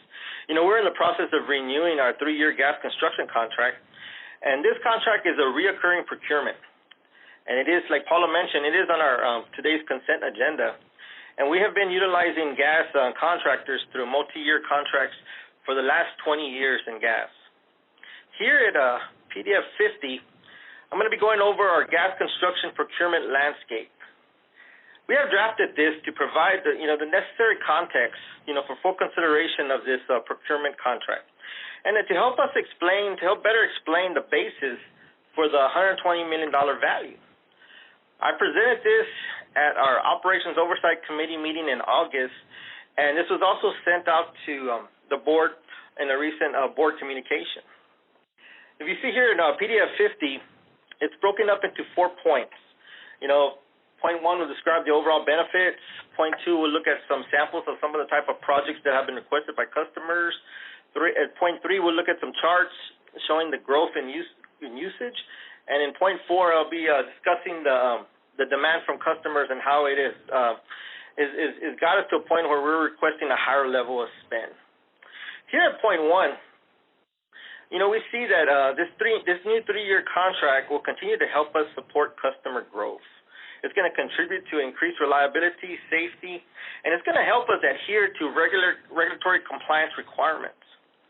This 3-year contract makes up approximately 60% of our gas capital annual spend and about 3% of our O&M. And a key point to take away here is that there's no obligation to spend the entire $120 million should the landscape change. If we go to PDF 51, here we have point number 2, and we see some examples of customer-requested projects. You could see in fiscal year 20, right before COVID hit, we were having a A lot of multi-phase, single-family residential projects were coming around. We had a lot of large retail development. And then even though COVID-19 came around, we are still seeing steady construction. In fiscal year 21, we're still seeing multi-phase, single-family residential, and we're also seeing large industrial customers showing interest in coming to San Antonio. The multi-phase, single-family residential is still very active, as we have seen new gas meter sets are seeing a 29% increase from this time last year. And another indicator of construction activity is that our locate requests are up about 15% from this time last year. And these customer requests, they require system improvement projects and system upgrades that give us the opportunity to feed this growth. If we move to PDF 52, we're going to look at these two charts. And the first chart shows the total number of gas customers and their average usage has generally increased over time. And here we have that the residential customers are driving this customer growth, and this also equates to system expansion projects and system reliability projects. The next chart shows that even though large volume customers and commercial industrial customers are flat or even slightly declining, these customers are also driving the usage. These customers are seeing an opportunity of low natural gas prices, and they're changing their business models and their processes, and they're taking advantage of the low fuel prices and making it more affordable to expand and to use different techniques. And this increase in usage that we're seeing is also driving the need for construction projects. If we go to PDF 53, point number 4, highlights the request for a higher level of spend due to this increasing demand from our customers. The capital budget is projected out and set, and the needed dollars are updated in our projections. And overall, the 3-year contractor spend for the last 3 years was about close to $91 million. And this included all contractor work, which was joint bid work, custom contracts, and the annual contract work. And we're proposing a 3-year contract at $120 million.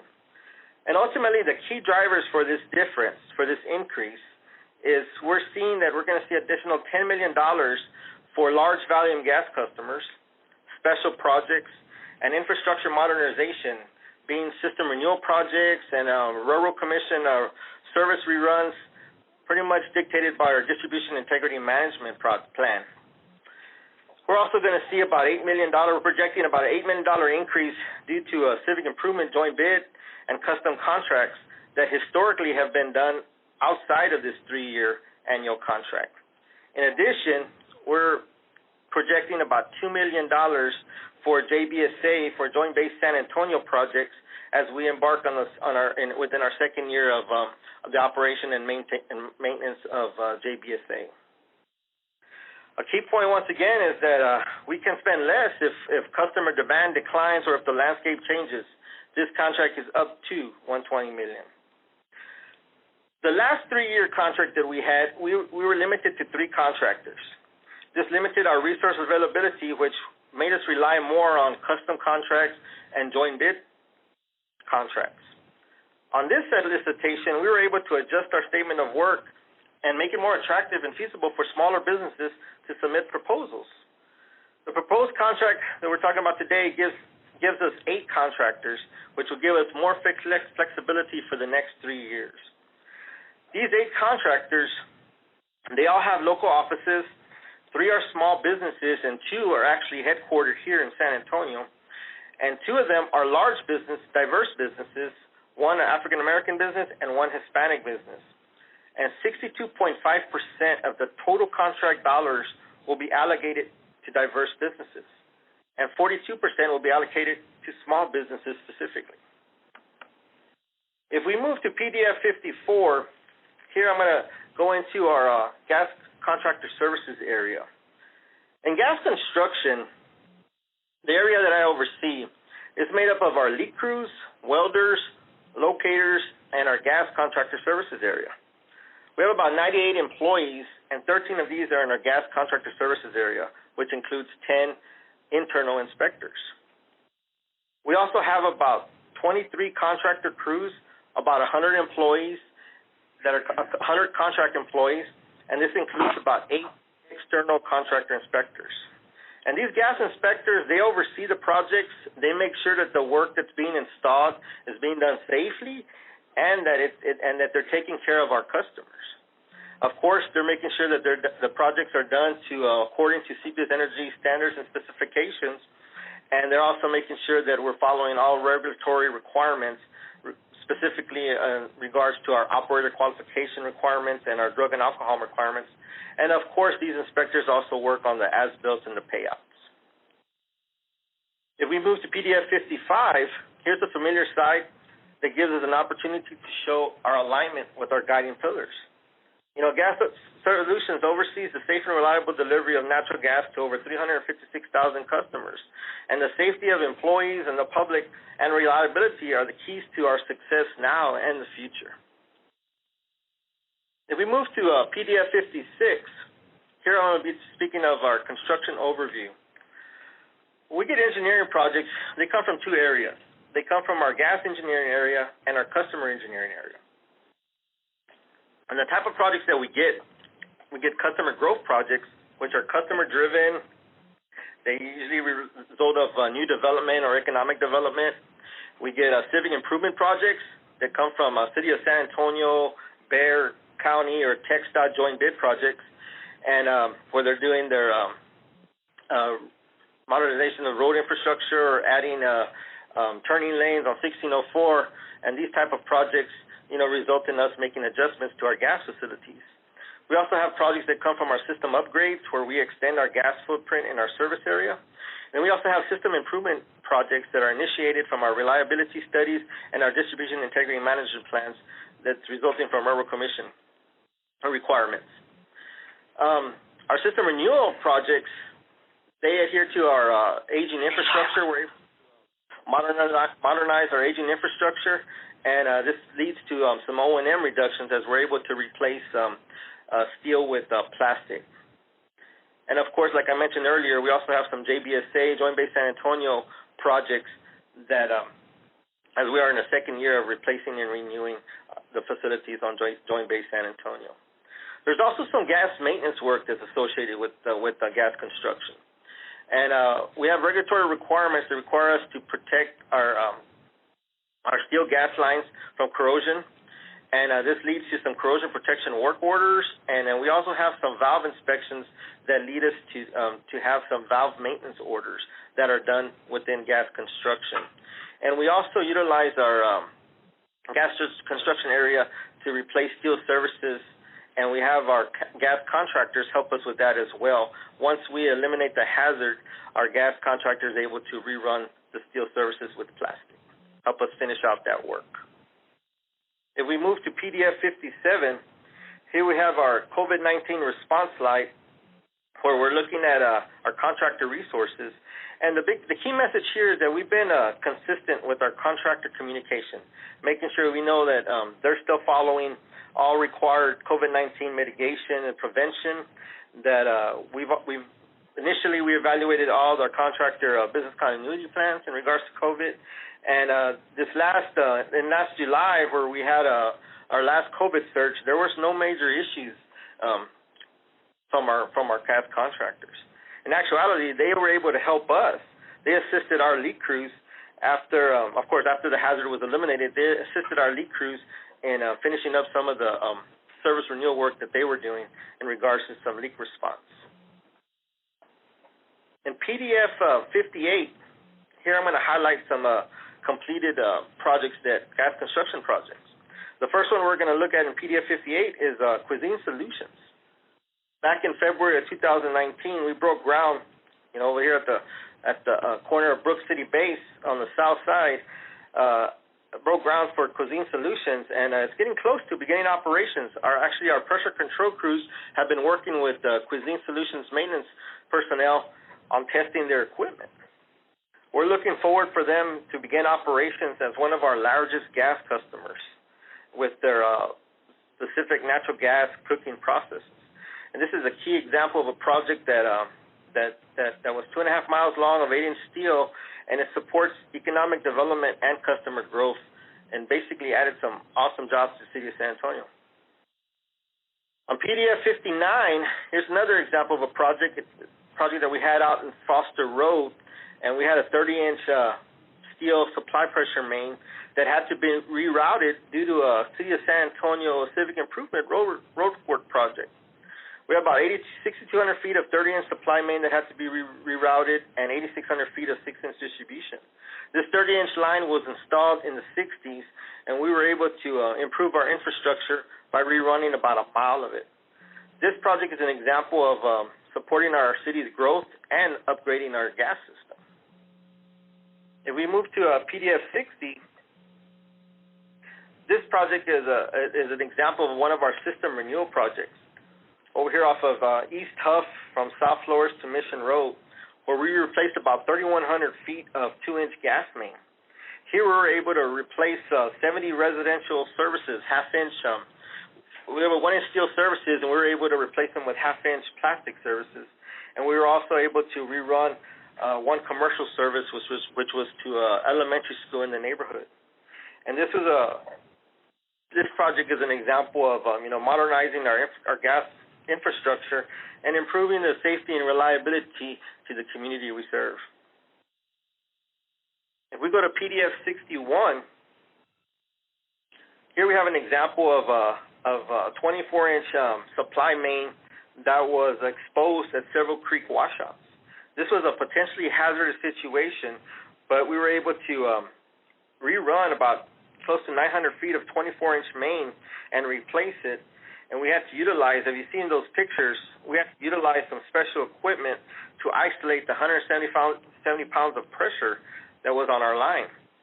This gave us an opportunity to improve the safety of our community and to make sure we didn't have any potential issues with our 24-inch main being exposed at these washouts. On PDF page 62, here, once again, I'll talk a little bit about our construction contract. It's ideally to help us support gas growth and system reliability. These projects that I mentioned and talking about gas construction, it culminates why, we need to be ready for the steady customer demand that we may foresee. I know there's a lot of unknown with COVID, and there's a lot of unknown, in this upcoming year. But this new gas contract is going to give us the flexibility with more resources to be able to meet our customer demands and meet the needs of the city of San Antonio. Once again, this contract, we had 10 proposals that were submitted, but 2 were eliminated. 2 proposals were eliminated due to insufficient response. But of the 8 contractors that were proposing to award, once again, 3 of the 8 are small businesses, and 2 are diverse, large businesses. And once again, this contract is on our consent agenda today. We look at PDF 63 in summary. Gas construction provides the financially responsible natural gas solutions to our customers. Once again, I just want to thank you for letting me share, our gas construction and procurement landscape with you and present our gas construction overview and highlight some of these projects that are key to serving the community.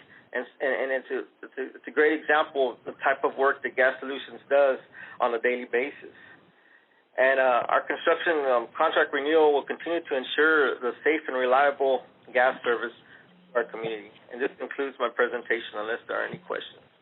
Thank you, Mr. Fuentes. Are there any questions or comments? All right, Chairman Steen, I do have one question. Yes, sir. Go ahead. This obviously is a very large contract. Can you hear me okay? Yes. This is Ed Kelly speaking. Yes, this obviously is a very large contract, $120 million with 8 different companies over 3 years. Can you tell me again, you've used the word renewal several times. Are most of these contracts being renewed with companies that you have a good history with, or tell me about these 8 companies that will have these contracts? Yes, Kelly. These contractors, historically, they've been contracted with us for several years. We have several new ones though in this 8. So to be able to work on our natural gas facilities per Railroad Commission requirements, they need to be operator qualified. So there's a lot of qualifications that a contractor needs to go through. They need to be experienced in working with natural gas, and they need to have at least 3 years of experience with working on natural gas projects. So for the most part, when we renew these contracts, we are seeing some familiar faces, but in this particular contract, we're able to see we're able to add to that, and we're going to see some new contractors that are qualified, and we'll be able to see how they work and how we can build a great working relationship with them in the foreseeable future. So can I make the assumption that you've done a pretty deep dive on each one of these companies and are certain or reasonably certain that they can carry out their respective duties? Yes, Trustee Kelly. We have when we're reviewing these proposals, we're going in through their references. We're making sure that they have worked on similar projects and worked within the natural gas industry. And a lot of these have worked in other areas within Texas, but and then the ones that are local, they have worked with us in the past, but they haven't been able to get back on our contract because some of those small businesses, by us changing the scope of work, we were able to get them back on and get them to help to help us with our gas construction needs once again.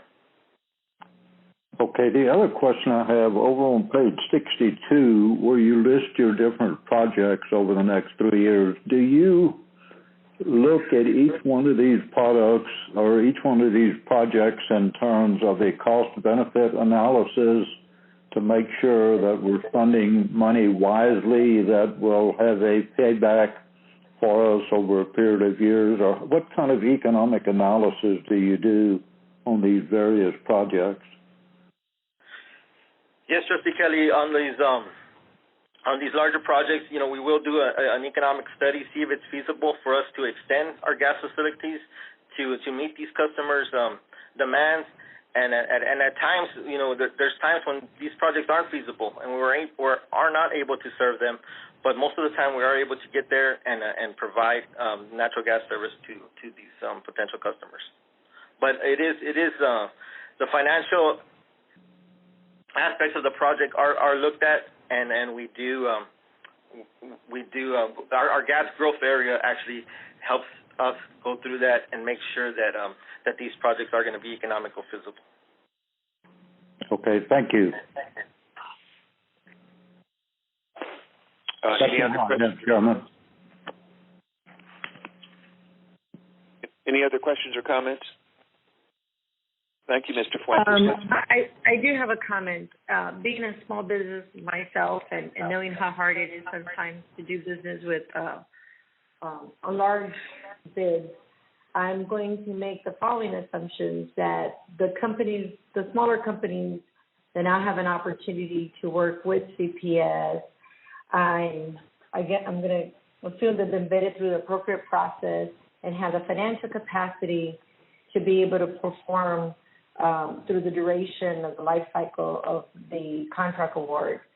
And then I'm going to also make the assumption that these companies have, again, a solid track record of performing work in a similar capacity, and that we will do our due diligence to ensure that both the large organizations and the small companies work together to ensure that prompt payment is made, that there's oversight on the quality of the work, and that, we find a way to, again, like Mr. Kelly said, that we can measure what the leveraging of different partners, how we can save and have a bigger return in the investments that we're making. So I'm not sure if anybody can speak to that, if there's any measures in place to offset any risk with working with smaller firms.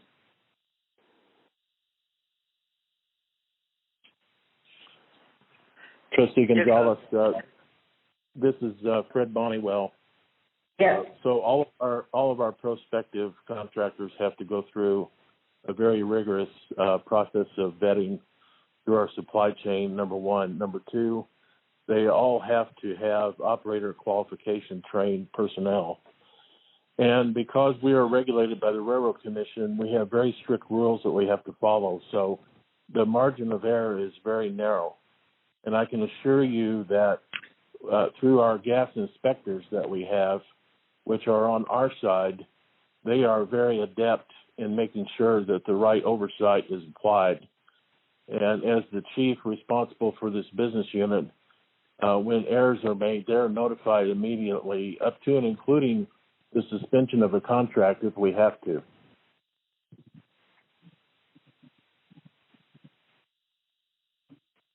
Thank you. All right. If there are no other questions or comments, we're going to move to the agenda item 7B, and this is context for item 8C2, poll attachments, Mr. Rick Lopez. And Mr. Lopez, I wanted to mention that we've gotten behind on our schedule now. About how long do you think your presentation is going to take? Chair Steen, it should take no more than 10 minutes. That'd be great. Please proceed. Thank you, Chair Steen, and good afternoon, Board of Trustees. My name is Rick Lopez. I'm the Director of Distribution Engineering, and my presentation this afternoon is titled Procurement Preview, Engineering Services for Pole Attachments. This presentation is intended to provide some background and context for procurement item 8C2 on today's consent agenda. On PDF page 66, objectives and takeaways. For this presentation, we're going to provide an overview of our pole attachments program and discuss the role of our engineering contractors that work on this pole attachments program for us. On PDF page 67, the agenda for this presentation is to provide a brief discussion on our guiding pillars, to provide an overview of our pole attachments program. Again, we'll discuss the role of our engineering contractors, and then we'll wrap it up with the review of the procurement item. On PDF page 68, our pole attachments program ensures the safety of our community and our employees, and it also supports the reliability of our electric distribution system. As such, it's in alignment with our guiding pillars of safety and reliability. Moving on to PDF page 69, our pole attachments overview starts by talking about the role of our pole attachments program. This program is responsible for managing and coordinating attachments that are made to our electric distribution poles throughout our system. Third-party companies utilize space on these poles to support their lines and equipment, and these companies are primarily telecommunications and cable companies as well as wireless service providers.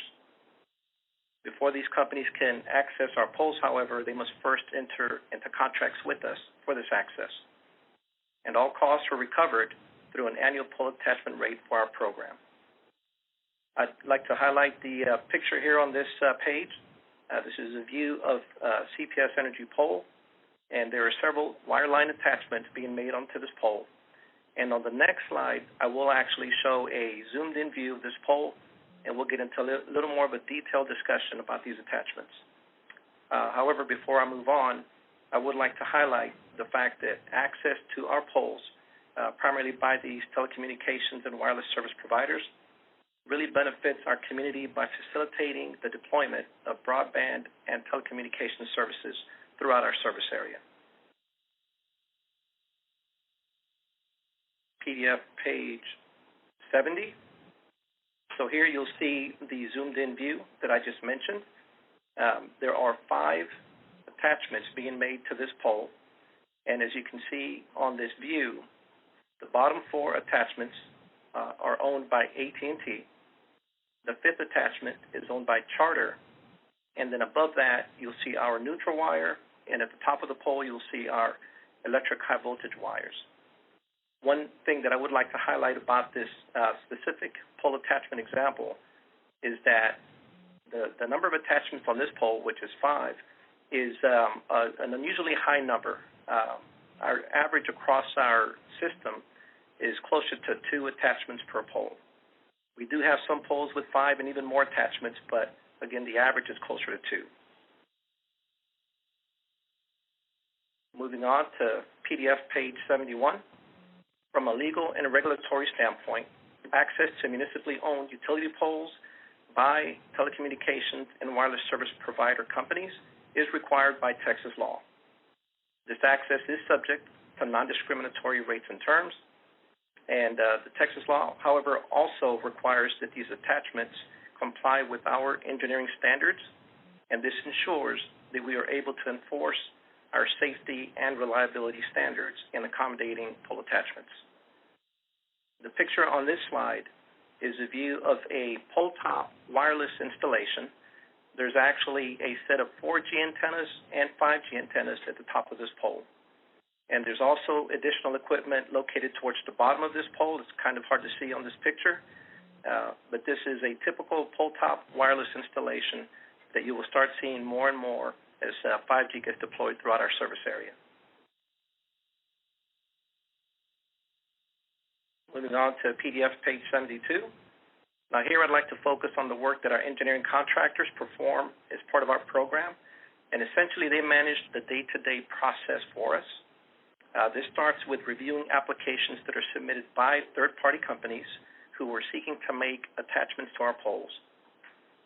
Our engineering contractors also perform an engineering review of the design work for what we call make-ready work, and this essentially constitutes or is composed of any work that CPS Energy has to do to make room on the pole for a new attachment. This could be as simple as moving our neutral wire up a little higher on the pole to make room, and in some cases we have to replace the entire pole in order to create that space. These engineering contractors also perform an engineering review for safety and compliance. Primarily, this focuses on ensuring that the poles that are being attached to are sufficiently adequate to support the additional load and weight of attachments being added. Additionally, if a review is performed to ensure that the minimum clearances from the lowest attached conductor on our poles to the ground beneath that attachment is in compliance and meets all National Electric Safety Code requirements, as well as our own internal clearance requirements. Once all these safety checks have been made, all the review is complete, the work proceeds out to construction. After the construction work is completed out in the field, our engineering contractors will perform a post-construction inspection. And this is the final check to ensure that the work that was done out in the field complies with all of the requirements that were implemented as part of the design process and the engineering review process. The picture on this slide shows an example of a pole that has both wireline attachments, as in the first example I showed earlier, as well as a 4G wireless equipment installation. In this case, the attachment for the wireless equipment is actually below the wireline attachments, as opposed to the previous example where it was actually on top of the pole. So there are two ways that these attachments are done. In this case, it's lower, again, below the wireline attachments. And before moving off of this slide, I would like to point out again that our pole attachment process is really focused on ensuring the safety of our employees and our community. And another benefit of this safety check and ensuring the compliance with our standards, that it also supports the reliability of our electric system as well. PDF page 73. So for procurement item 8C2 on today's consent agenda, 2 firms have been selected out of 17 companies that submitted responses to our request for qualifications. These companies, Engineering and TRC Engineering, both of these companies are local. And the contract is for a term of 3 years with a total value of $2.5 million. And as a part of our evaluation process, the best qualified engineering firms were selected. Moving on to PDF page 74. This concludes my presentation. I'll take any questions you may have at this time. Thank you. Thank you, Mr. Lopez. Any questions or comments? Hearing none. Thank you, Mr. Lopez. Let's move to agenda item, let's 7C, commodity and material goods. It's context for item 8C3, cable and wire. Mr. Darrell Clifton. Mr. Clifton, again, we're kind of running behind schedule. How long do you think your presentation will take? Well, I can get through this in less than 10 minutes, Chair Steen. Thank you, sir. Go ahead. Okay. Hi. Good afternoon, Chair Steen and trustees. Yeah, I'm going to give a procurement preview for item 8C3 on the consent agenda. This is for a maintenance, repair, and operations contract for wire and cable. If you move to page 76, some of the objectives and takeaway are going to discuss the importance of cable and wire material, for our electric system, explain the benefits of MRO contracts for cost savings and efficiency, and review a summary of the evaluation results. If you move to page 77, this is the agenda. Again, I'll give an overview of the cable and wire material, kind of discuss what MRO contracts, are and how they function, and give you the evaluation highlights. Okay, moving to page 78, when we make decisions, all of our decisions are based on our guiding pillars and the foundations of financial responsibility.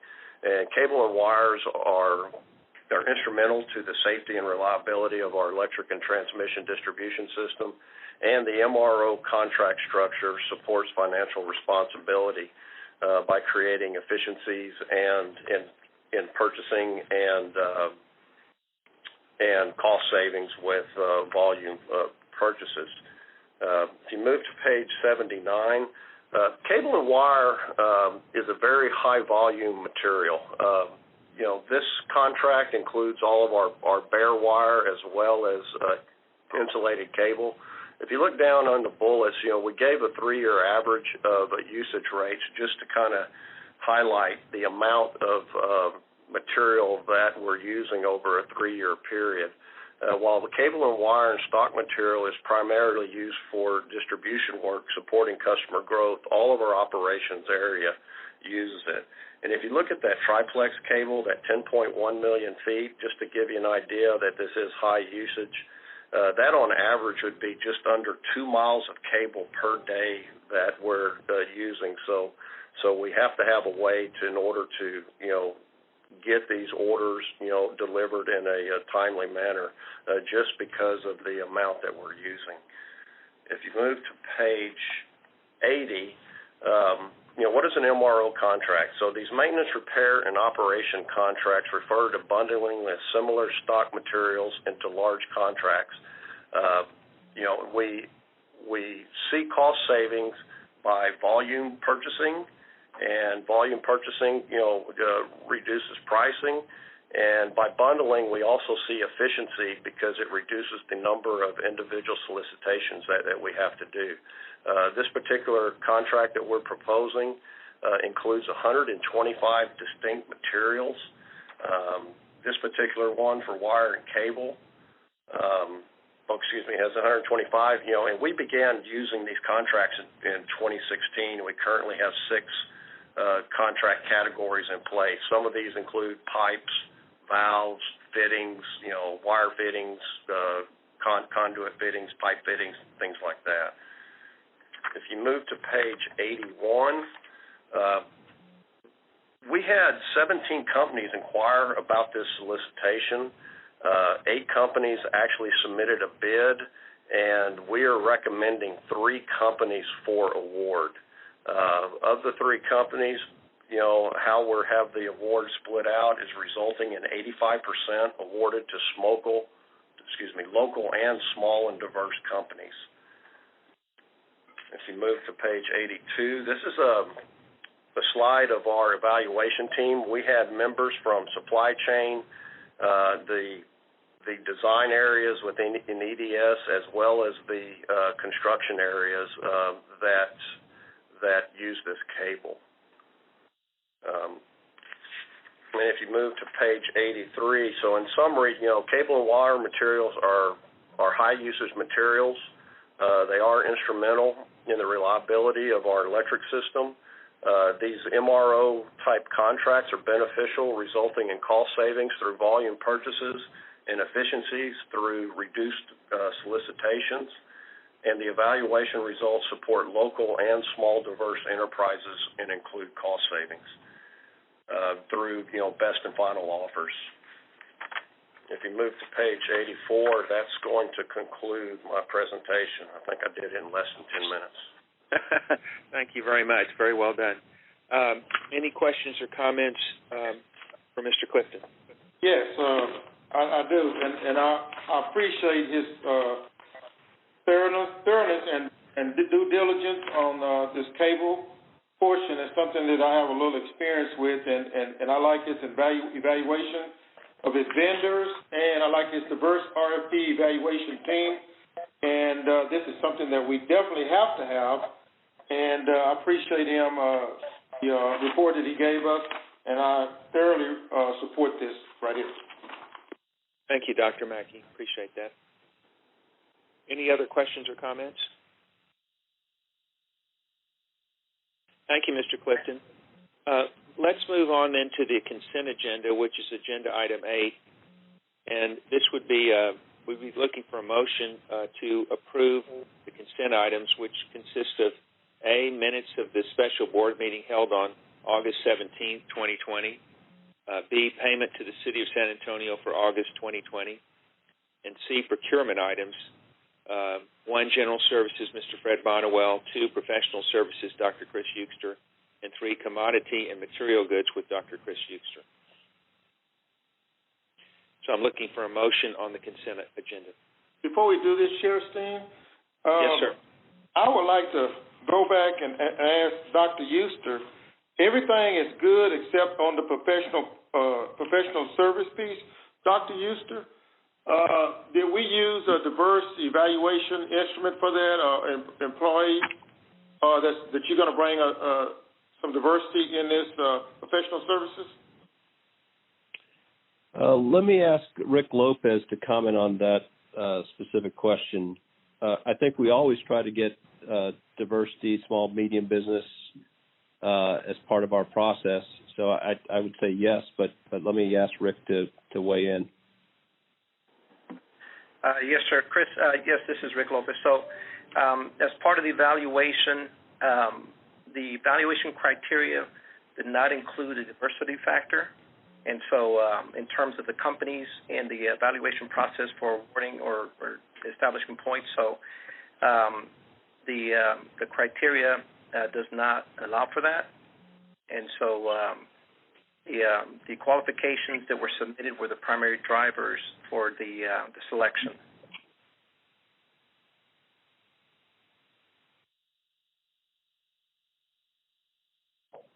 Yeah, I think there's a legal requirement for best qualified engineers. Frank's in the room here with me. And that's my understanding as well. For other general services, I think the diversity can be a factor in the evaluation, but for professional services, it was my understanding that that is not the case.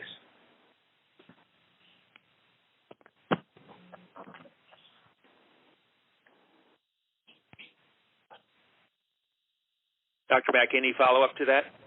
No, it's not going to involve this, but later on I'd like to follow up because I see things a little different, but it doesn't have to do with this. I'll visit with Chris and Frank a little later on, but it doesn't have to stop this from moving forward. Thank you, sir. Okay. Thank you, Trustee Dr. Mack. Thank you. All right, so we're back again. We're on agenda item 8, the consent agenda, and still looking for a motion to I move that. Oh, go ahead. Somebody else was doing it? No, sir. Go ahead. I think it was you. I move that we approve the consent item agenda, the minutes, the payment, and the procurement items. Thank you, Dr. Mackey. We've got a motion. Do we have a second? I second. Trustee Kelly. From Mr. Kelly. Any further discussion? If not, Ms. Shellman, would you call the roll, please? Dr. Mackey? Yay. Mr. Kelly? Mr. Kelly? Yes. Mr. Zala? Yes. Mayor Nuremberg? Yes. Chair Steen? Yes. The motion passes. Thank you, Ms. Shellman. Let's move to the regular agenda. Agenda item 9 is the committee reports, and the reports are the Operations Oversight Committee, OOC, meeting held on August 18, 2020, Dr. Willis Mackey. The Technology and Innovation Committee, T&I, meeting held on August 18, 2020, Ms. Janie Gonzalez. And the OOC and T&I Aligned Risk Subcommittee meeting held on August 18, 2020, Dr. Willis Mackey. You all can tell me if you'd like to read these, but I understand that you've elected, again, to have these reports attached to the minutes in lieu of reading the reports aloud. Yes, that's correct. Correct, Ms. Gonzalez? Yes, it is. I'm sorry, you were breaking up. The connection was getting fuzzy, but yes. Oh, sorry. Okay, thank you very much. Then those will be submitted to be attached to the minutes. And let's move to agenda item 10, Rate Advisory Committee, RAC, initial presentation. And that's going to be handled by Ms. Carolyn Shellman and Mr. Rudy Garza. Members of the board, I have 179 pages in our book, and I can promise you I'm not going to go through all of those. So this is a very important topic that we're delighted that we're ready to present to you.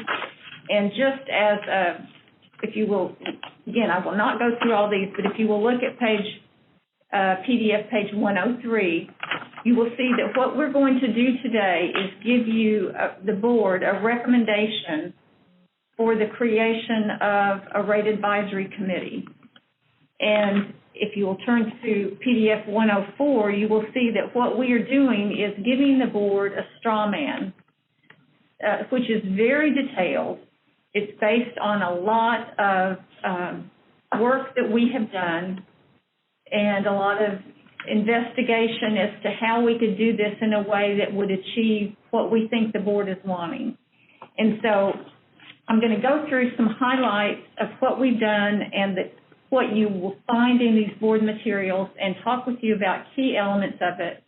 And then what we hope today is that if you have questions, you can bring those to us and we can talk about how we go forward with this. Our expectation is that we will come back to you in October and talk about it again and incorporate any changes that you are suggesting or that we believe are important, and then we will be in a position to proceed if that's what the board wants to do.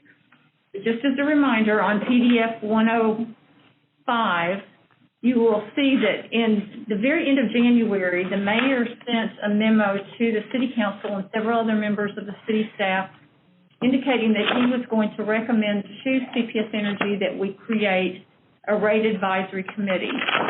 And we immediately started working to investigate that. Several of us met with some representatives of the mayor's staff and got some guidance from them about what they were thinking.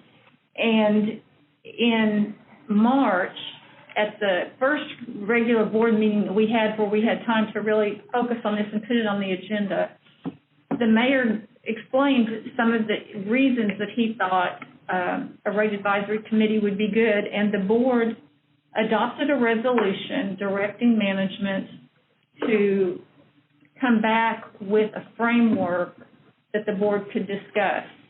And the focus of this framework would be a committee that would have responsibility to provide input to management and the board on both rate design and rate structure, as well as on what we described as power generation, but our planning process. If you'll turn to page 107, this is just a list of all the different times that after we heard about the idea of having a rate advisory committee that it was discussed in the board meetings. And these were not detailed reports on what we were doing, but our CEO took the opportunity every time we met to give the board a reminder that we were aware of this and we were working on it. So what I want to tell you without going into too much detail is what we did. we started in January, and as Paula said earlier, Felicia Etheridge and I took the initial lead on this project. After Felicia retired, Rudy Garza has stepped in. He was part of it from the beginning. And we had about 12 people from various parts of the company, financial people, people involved in our customer education group, our local government people, people who were involved with our rates group. And we met weekly, divided up tasks, and did a lot of investigation of what a rate advisory committee could be, how it would work, what works, what doesn't. A big thing we've done, and we did it pretty early on in March because we knew it would take a long time, is we issued an RFP for a rate consultant.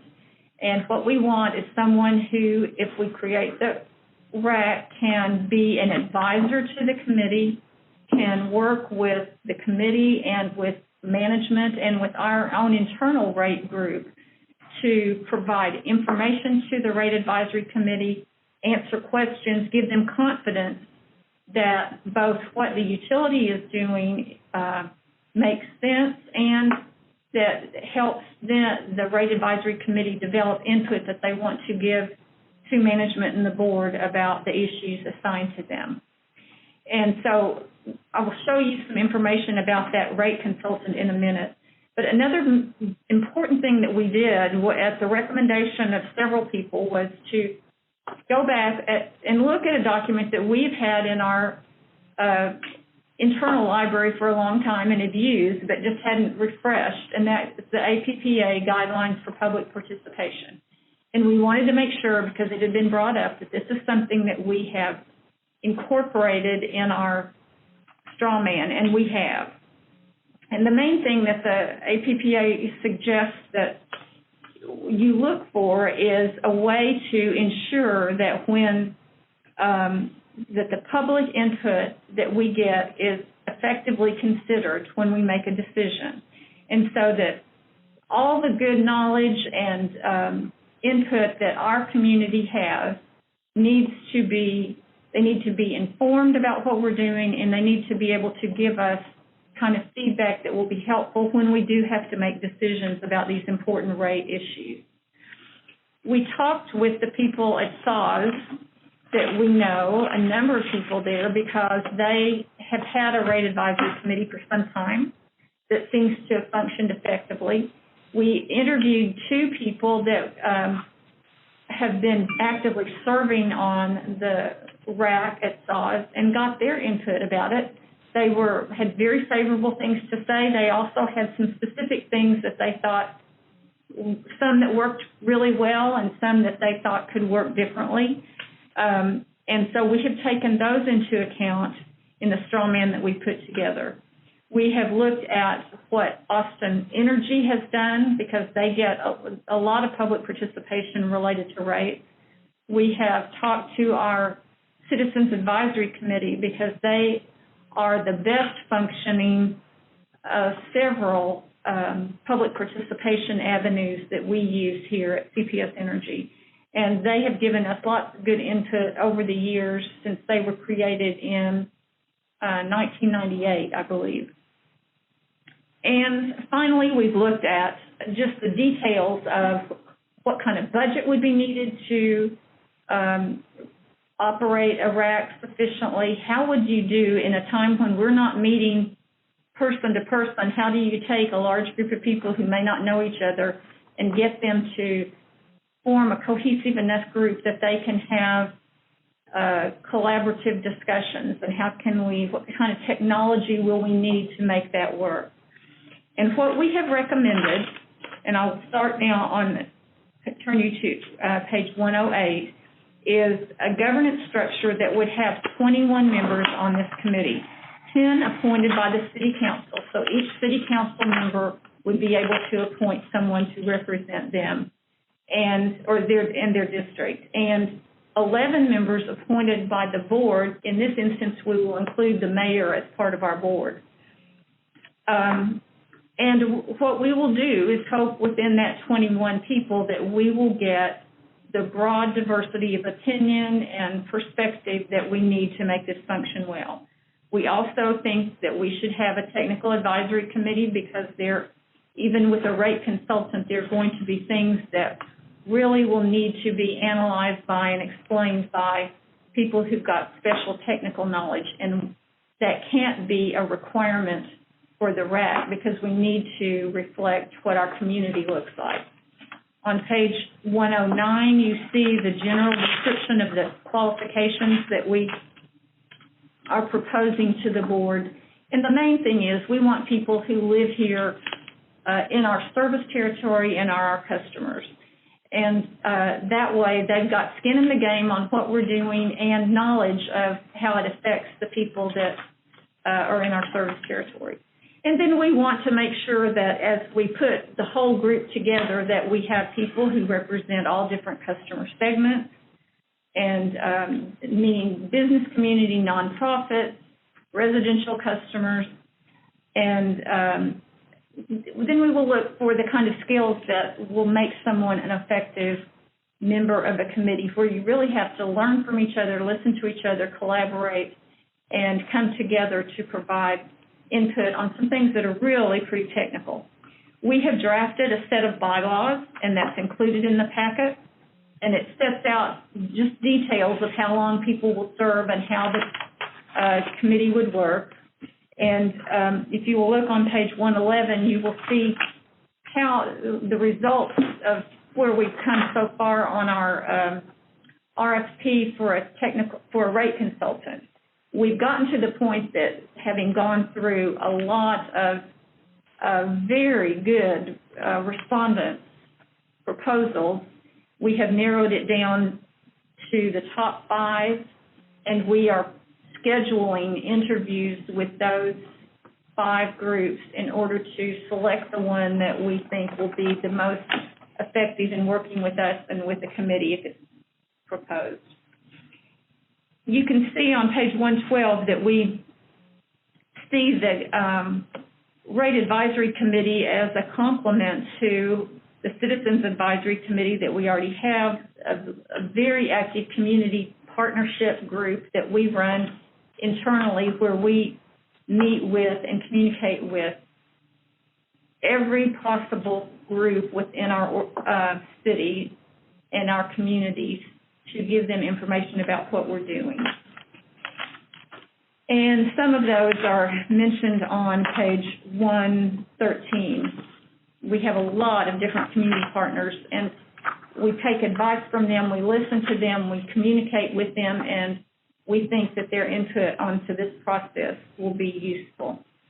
We do plan to make this a very open process. We're going to meet in whatever way we can so that everybody in the community can listen to it. We will have public input at the beginning of the meetings. We will live stream and record everything we do. And so the committee will have the ability to have input from the public, and then the public, even if they don't participate actively, will be able to follow what the committee is doing. We've provided a mission statement. We're really trying to describe what the RAC is going to do, and one of the things we commit is that we will give all the necessary education is kind of a generic word, but information to the committee so that they understand the principles that they have to be familiar with in order to analyze rate structures and generation options. And in turn, what they will do is devote a lot of time and energy to reading about that, learning about it, and then spend time in regular meetings every month or whatever time the RAC decides that it wants to meet to discuss and review options. And the main thing that I would point out, and here's a little bit of the legal piece of it, our bond covenants require that the ultimate accountability for rates resides with the board and the city council. And so we've designed this RAC so that it is nominees come from as many different places as we can get them. Our board will make the appointment similarly to the way it does with the Citizens Advisory Committee on the 10 members that come from the City Council. And the RAC will make its recommendations to CPS management and to the board. And our commitment for the board will be that we will take that input into consideration. We will make sure that we understand what is important to our customers and will reflect that the best way we can in the decisions that are made. So we think that the committee will have a very broad charge to offer input, to get a lot of really interesting information on things that are happening, to learn about our cost structure, to raise questions and concerns, and to function in a very helpful advisory role. And if you look on page 119, you will see some of the educational curriculum ideas that we have come up with that we think would be a good way to start with the rate advisory committee. And this is going to take a lot of work on our part, but also the rate consultants, we believe, will help find a way to present that appropriately so that it will be interesting and understandable and useful to the committee. So as I said earlier, we wanted to give this straw man to you today, get any input you have, answer questions that you have. We are prepared to come back at next month's meeting and make changes, answer additional questions. We will proceed however the board wants us to. And I'm not going to go through all the appendices that are attached to this board book, but if you take time to look through them, they're posted so that the public can look at them. We've provided a whole lot of detail, including the draft bylaws and the other documents that we've created over the past almost 7 or 8 months. So with that, Mr. Steen, I think I would be prepared to respond to any questions or suggestions that the board has. We're ready to take any direction that you have. Thank you, Ms. Shellman. I do want to thank you and the team, and you all have, as reflected in what you've submitted today, just done an incredible amount of work on this.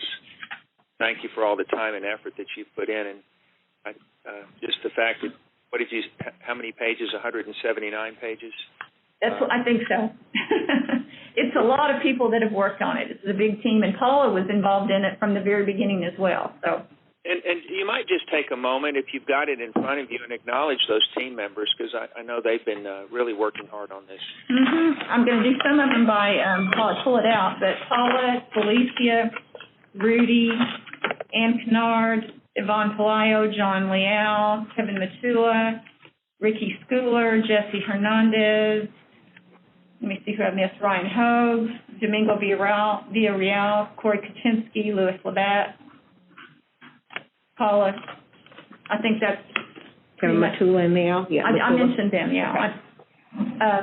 I went through that quickly, but everybody did a lot of work, and we kind of parceled the work out and let people investigate the things that they knew best, and we came back and put it together. So, well, and of course, you've been working on this during the pandemic when we've had so many other challenges and demands on people's time. So just wanted to tell you we appreciate it. I might ask a question. On page 172, you're talking about an estimated budget. Could you talk about that? Yes. The biggest thing that I think, and of course, the budget is not the primary driver here, but it's important. It's an important piece of it. The biggest expense, I think, is the rate consultants and the time, the internal time of the people that are going to be working on it. And so that is not new dollars, the internal time, but just to reflect that we think from talking with SAWS and as we think about how this goes together, that it's going to require a lot of support from people here, both just the logistics of getting information to the committee as well as making sure they have the materials they need. We have not yet selected a rate consultant, as you know, and so this is just a very rough estimate of what it might be. But, as you see too, we've also kind of projected it over fiscal year 2021, which is the end of this year for us, and the year following. And stop for people that are listening to explain about fiscal year 2021. We're talking about a year that's going to end in January. In January, mm-hmm. And then so you've got the total is around 168,000. But then as we roll into the next year, it's approaching 900,000. It is, and we think we're going to have to do some work to get people aware of what we're doing and publicize it enough. And we may need a meeting facilitator. That's one thing that we've thought about, because we want to have someone who's really good at working with a large group like this, make sure that everyone has a voice, and we don't want this to look like something that CPS Energy is driving. We want to be helpful to the committee. So this is just a general estimate of what we think it would cost. Well, thank you, Ms. Shellman. Yes, sir. I think it would be, I think you all have done a good job putting this together, and everything's wonderful. And just like Mr. Steen said on 172 on this proposal, I'm looking at all of that, and you're saying the consultant, which we haven't hired yet, but having a meat facility, in dealing, I'm glad that you have this, and you noticed this, that when we do a meeting facilitator, make sure that we see some diverse in that meeting, and not a CPS person facilitating this, but someone from the outside, because we really need an objective analysis of this whole thing. Very objective from all standpoints. So I think you all are very much on the right track. I've been through this many times and doing this, and you all have just outstanding proposal. But I would recommend the meat facilities with some diversity in there. And then the other questions I have is concerning consultant, but I'll visit with you later about that. So I'm fine with everything that y'all have, and thank y'all for such a great job. Okay, thank you. Thank you, Dr. Mackey. And before we turn it over to other comments. This is Trustee Gonzalez. Oh, sure, go ahead. I mean, it's a lot of work that went into it, and we still have a lot of work to even arrive at developing the committee, and that's been one of the harshest probably feedback we received from citizens to be heard. So, do we have an anticipated timeline, if all goes well, as far as the line when the RAC committee will be in place? Yes, I think that if the board were to decide next month on the details that you might want to change about what we proposed, we would be prepared in the October-November time frame to make a decision on the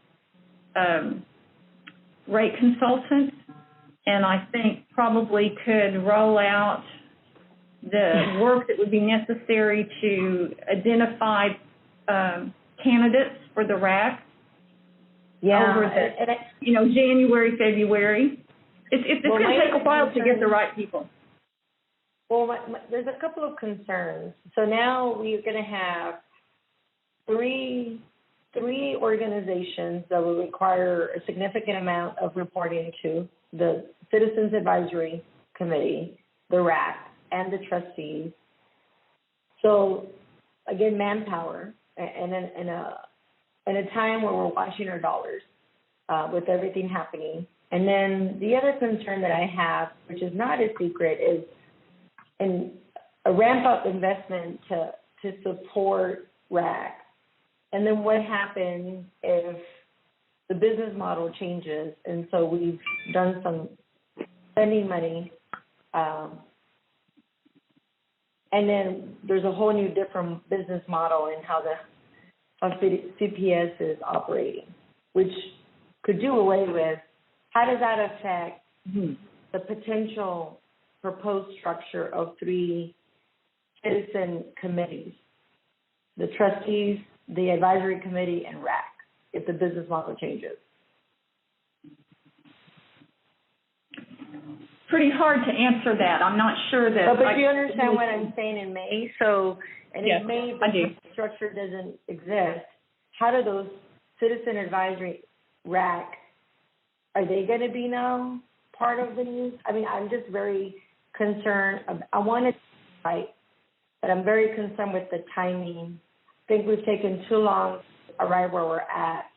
And then now we have, something that we have to face in May, and we're going to be spending money to meet something that we've been asked to support, which we've already voted on. So I guess I'm trying to, again, do what's right and looking at the timetable of May being around the corner, and potentially, even if I voted today for this, I mean, we're just, again, a lot of significant investment in Sept to do all the right things for something that may not be valid in May. Or maybe. I have no idea. This might be a good thing. I have no idea. I'm just throwing that out. I don't think we have to answer it today, but those are some of my initial thoughts and concerns. Thank you very much. Well taken. Well spoken. Chairman, this is Ron. If I can ask a couple questions. Yes, sir. Go ahead. First of all, Carolyn, not sure where we got the title quarterback, but I guess it's fitting. Thank you very much for all the great work on this. Big team effort.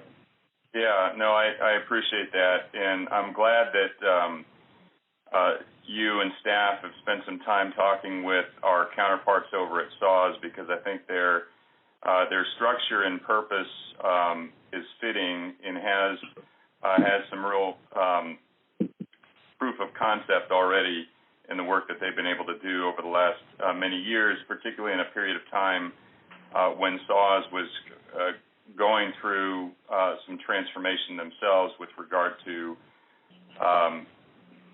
doing their comparable work and changing the way we source water, et cetera.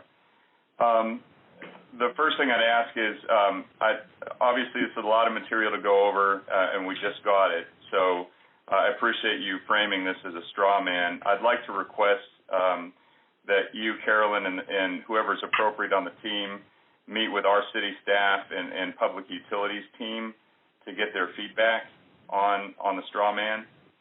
Okay. And then just high-level glancing at what you put forward here, I think it's right. I think it hits the high points, and the two major areas of focus for this committee are number one, how we structure rates long term, which is something that the city had proposed a number of years ago in the last rate making process, maybe in 2009-ish, but it was put off. So I'm glad that we're coming to it now. So overall rate design, rate structure, and then of course, as we go through this transformation as a utility, generation planning and getting some focused and technical advice, guidance, feedback from our community and through this committee. Obviously, one of the frameworks that we've developed as a community with respect to both of those things is our climate action adaptation plan. And I would want to make sure as the consultant or the staff is working with this committee to provide baseline education, that we also make that CAP and the work that went into the CAP part of that baseline curriculum. Okay. Then I just have a kind of a series of questions, I guess, just to chew on as we go forward to through the next several weeks. The first is, I see you've got here on the framework a co-chair set up.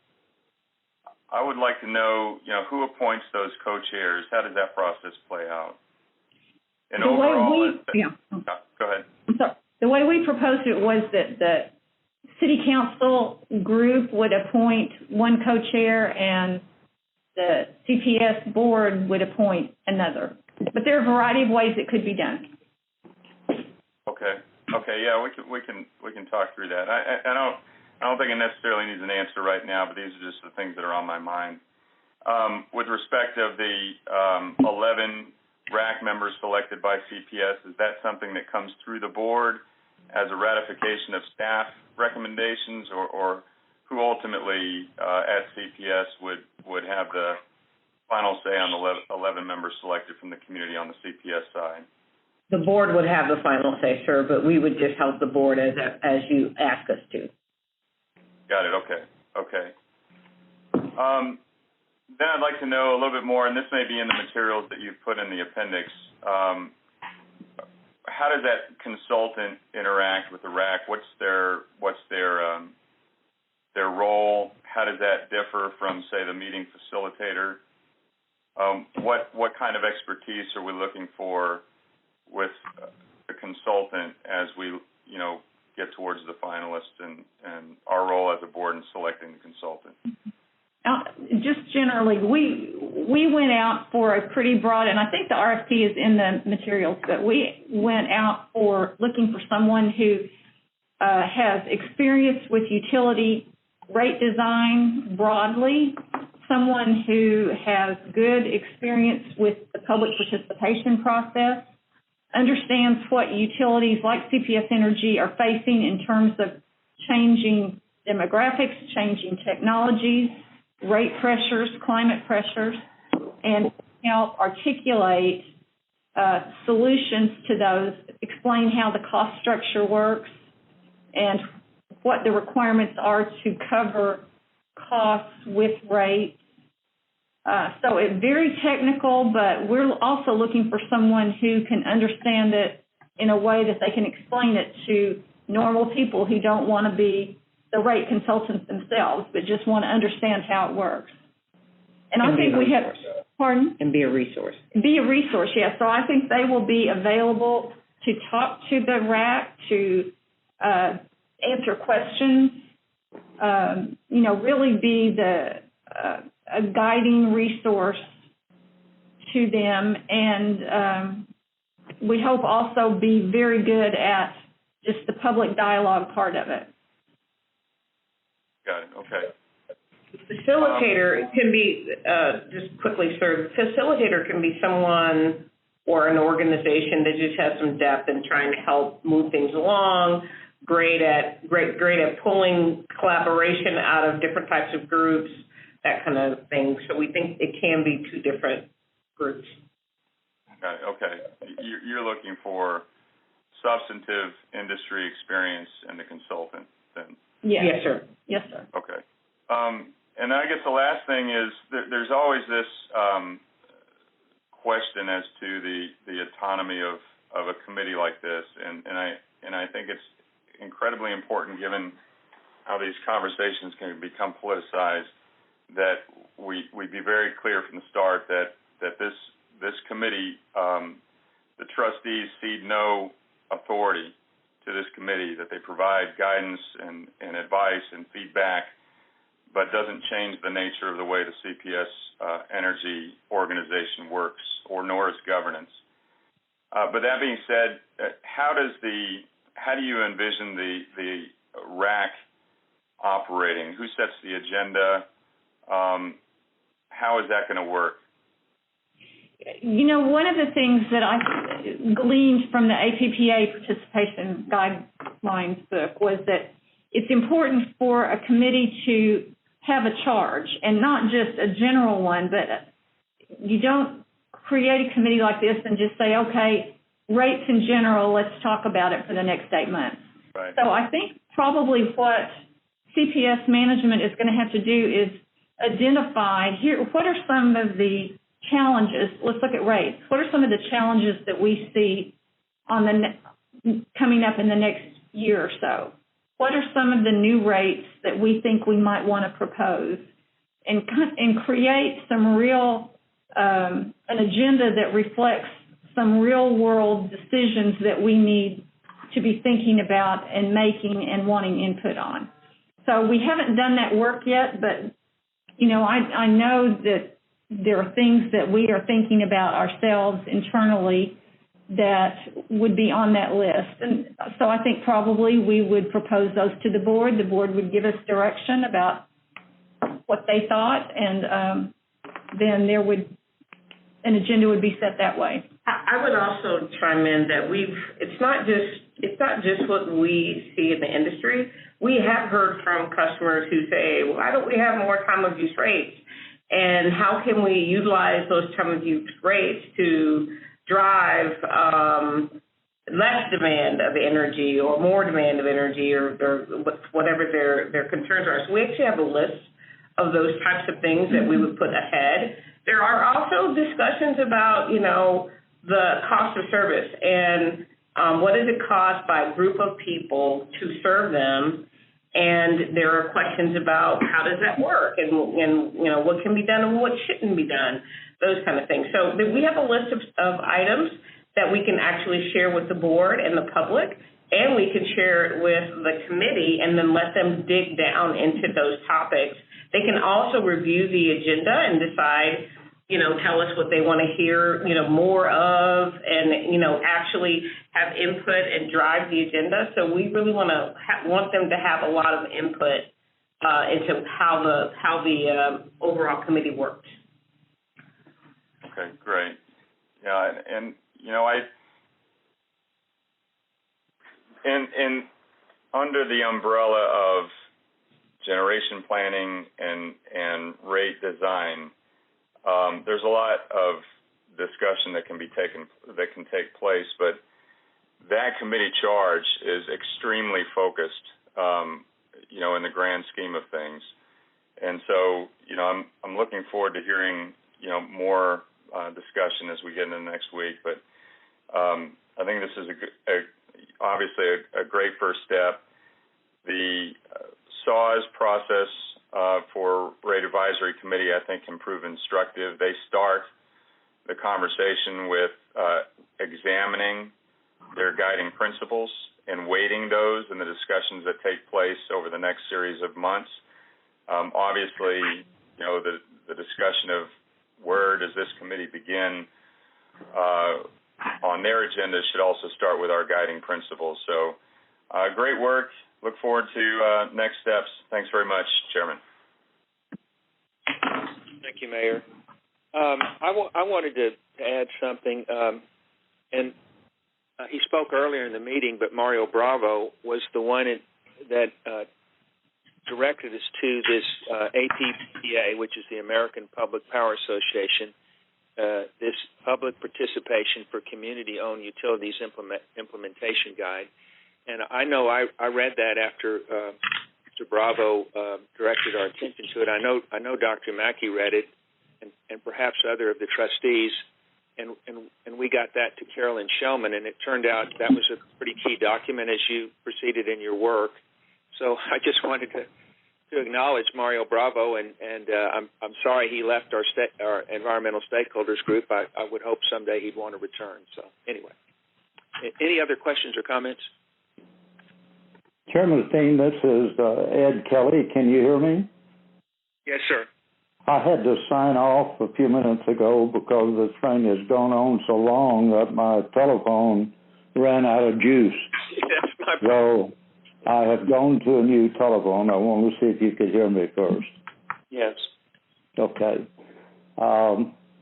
I've listened to all of this, and I have the exact same question I had the very first day it was proposed. Why do we need this committee? I have still not heard an answer, period. I've heard a bunch of plaudits. I've heard a bunch of things about citizen input. So why don't we have a citizens condemnation committee, a citizens finance committee, a citizens poll attachment committee, a Citizens Customer Communications Committee? Why don't we just turn everything over to a bunch of committees so that we don't need a management team, we don't need a board, we have a bunch of committees who run this company. That sounds like a camel to me. We have absolutely no reason for this committee, period, dot dash. We have asked our customers over and over again. I have seen those surveys. I have also seen national surveys. And what the customers of this company want is basically two things. Very simply, two things. Competitively priced gas and electric services and reliable services for the future. That's it. That's it. This does not address any of those things, but we are currently addressing those two needs with spades. We are doing an incredible job of addressing those two needs. This committee will have absolutely no impact on that. We have had the CAC for 22 years. It is staffed by very competent people. It has handled all types of issues. I would be insulted if I were on the members of the CAC because you're creating another committee that's almost exactly the same as the CAC. So what are you saying then? That you have no confidence in the CAC. You've tried to compare us to Saul's. There is absolutely no comparison. Saul's is a fraction of our size, number one. Saul's has had rate increases almost every year. Saul's pays 5% of their revenues to the city. We pay 14%. We have not had a rate increase in 6 years. We've had one rate increase in 9 years, and it was under 5%. There is absolutely no comparison between CPS Energy and Saul's, and that is not to degrade our Saul's brethren. It is simply to say these are two totally separate institutions, and we should not create some artificial model that replicates supposedly in both institutions. Now, let's talk about, and let's go to the facts instead of a bunch of brouhaha. Let me give you some facts to think about. I told you the two things our customers want. Okay, so let's talk about it. Do you realize we have the lowest energy cost of any city in the state of Texas? Do you realize we have among the lowest energy costs to our customers of any major city in the country? That's what they want. That's what we're delivering. Number two, we have among the highest reliability factor of any energy company in the country. That's what they want. That's what we're giving them. I served as chairman of the San Antonio Economic Development Foundation when we were recruiting Toyota to San Antonio. Do you know what our biggest advantage was? CPS Energy and its reliability factors. Talk to Microsoft. They will tell you the same thing. This company is an excellent, excellent company, and we're trying to turn it into a political hogwash. And there's absolutely no reason for this. We are delivering what our citizens want. And there is no reason for us to set up another stupid committee that, if I'm looking at the figures right on page 172 that you referred to earlier, we were spending $172,000 this fiscal year, $860,000 next fiscal year on this piece of junk? Are you kidding me? That we are asking our ratepayers for $1 million to support a political quagmire like this? That is the most stupid thing I've ever heard. Now let's talk about another way we serve our citizens and our customers. 14% of our revenue goes into the city budget. If you'll take a look, last year we developed and sent in $350 million to the city of San Antonio. $350 million with an M. That is roughly $1 million each and every day, weekends and holidays included. It is the single largest revenue item in the general budget of the city of San Antonio, larger than the entire real estate taxes of the city of San Antonio. And yet we have not any voice in how that money is spent, not one. We simply wire it to the city every month, and they do with it what they want to do with it. That is serving the citizens of this community. And yet, even giving them 30% plus of the city budget, which we have zero control over, which if we didn't have, you would have to double the real estate taxes of this community to deliver the same level of services, or you would have to cut services dramatically, or you would have to increase the sales tax dramatically. That's what I call the CPS miracle, and there are some of us who don't have a clue about how that works. And they say we're not serving the citizens. We are serving the citizens. We're giving them $1 million each and every day that their city council decides on how to spend, not us. We're giving them the lowest rates among major cities in the country. We're giving them the highest dependability factor of any major utility in the country. Well, what about environmental stewardship? Yes, environmental stewardship. I'm an environmentalist too. I live in this planet. I have children and grandchildren, and I'm concerned about the environment. We are doing something about the environment. 22% of our generation fleet comes from renewables.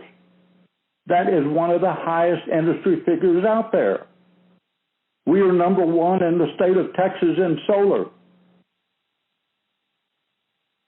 We are number two in the state of Texas in wind. We have an extremely high generation capacity of reusables. We are constantly getting award after award after award for our environmental stewardship. Our CEO is asked constantly to give presentations on how we do that. So environmental stewardship, yes, we're hitting it out of the park. What more could you want?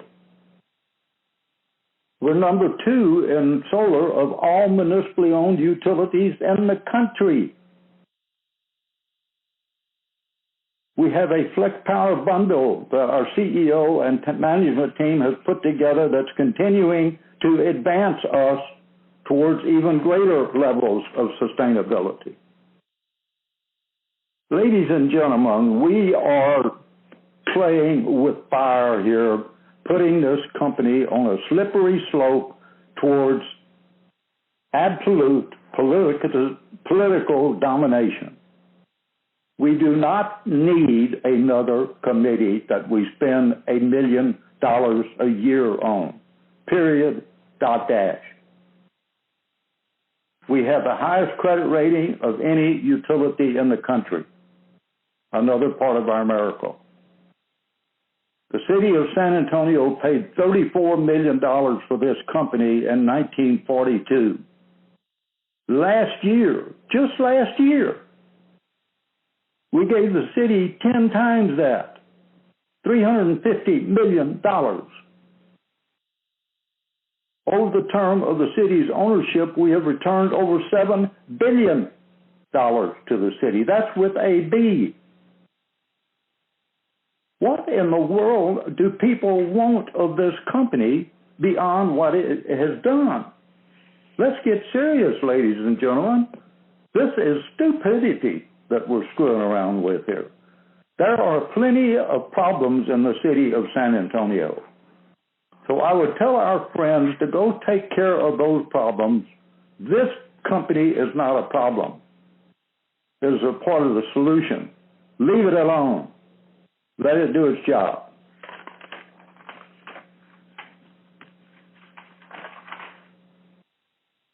Need I say more? So my suggestion is we dump this stupid committee right now, we get back to work, and we forget this type of mess until we need it. Until somebody tells me our rates are out of line, our customer service is out of line, our environmental stewardship is out of line, our reliability is out of line, I'm going to tell them we do not need this stupid committee. Let's move on. Enough said.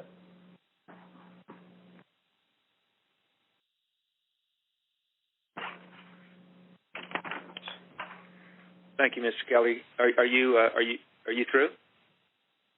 I'm finished. Thank you. Thank you. I'll note that, and it falls on me to try to keep us on this timetable, that we've really slipped very far behind in terms of where we're supposed to be, and so that our meeting doesn't go too late in the evening, I might suggest this item today was a discussion. We've had a pretty thorough discussion about it. I might suggest we go ahead and wrap it up unless any of the other trustees have something they want to add. And then the next thing we're going to do is go into an executive session. Well, this is Trustee Gonzalez. As much as, it's obvious that I don't agree with Mr. Kelly. Trustee, Kelly, I will say that I again will reemphasize my concern about the timing, even though I do believe that it's something that we need to do. I don't think it's a stupid committee. I'm just very cautious about the proposed structure and the timing of where we're at today as a city. I again just want to, I'm going to be honest, I'm going to lean towards, recommending that somehow we continue research but not postpone maybe, or Trustee Gonzalez, at least to me, you're breaking up. Could you repeat that? Yeah, I know. I'm having a hard time. I guess what I'm saying is that I don't believe it's a stupid committee. I do believe there's value. I'm starting to question the potential structure and the timing of approving something like this. There's just a lot at stake right now. And so I think what you're going to hear from me is that we need to continue to take some steps forward and informing it, but when we actually implement it, I think it's something that I really want to further discuss, just because of so much at stake right now. And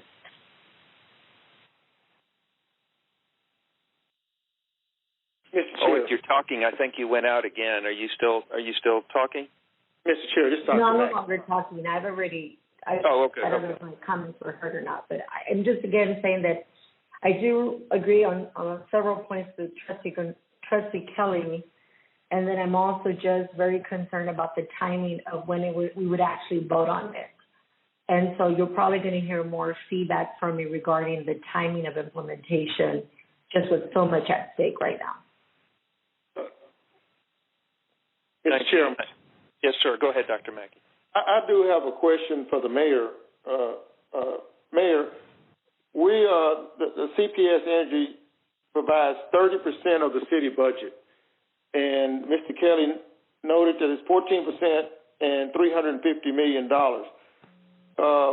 And I've heard that by visiting with certain city council members that it is 30% of your budget.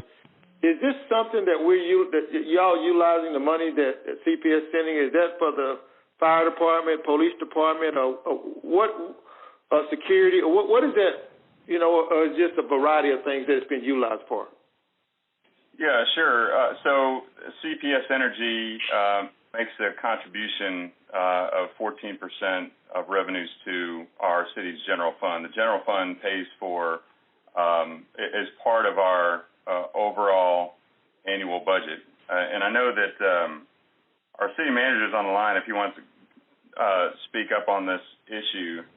But obviously everything that the city does, from police and fire services to streets and sidewalks, parks and libraries, is our general fund items. Eric, I don't know if you are on a speaking line, but if you want to chime in there, feel free.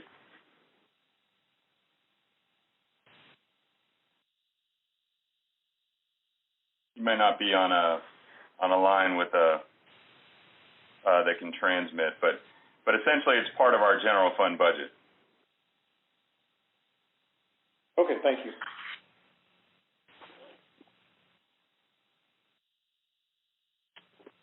Any other questions or comments? All right, let's go ahead and move into executive session. Chairman? Yes, sir. I'm sorry. It looks like Eric is on the line, but CPS staff would have to unmute him. All right, can we do that? He actually is on a whole different listening line instead of a speaker's line. We could try to call him real quick to see if you can hear him. Mayor, you want us to do that? 1 second. No, that's okay. Why don't we provide the board something in writing in response to that particular question? Is that good for you, Dr. Mackey? Yes, sir. Yes, sir. That'd be great. All right. Okay. Thank you. All right. Let's then just wrap up this agenda item. It was a discussion item, and let's move to executive session. Ms. Shellman. Yes, sir. At this time, the board will move into a closed session to pursuant to matters that have been posted under Chapter 551 of the Texas Government Code to discuss potentially consultations with attorneys under Section 551071, actions on real property under 551072, gifts or donations under 073, personnel under 074, security personnel or devices under 076, economic development under 087, to deliberate, vote, or take final action on competitive matters under subsection 086, to deliberate regarding security audits and devices under section .089, or under Texas Government Code 418.183F about confidential information under the Texas Homeland Security Act.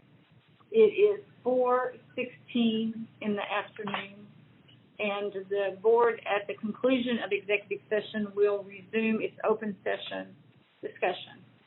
I have 4:18. Did you say 4:15? It's 4:18. That's I'm looking at the wrong clock. 4:18. Well, and Madam CEO, before you request it, do you want a gap between before we reconvene in executive session?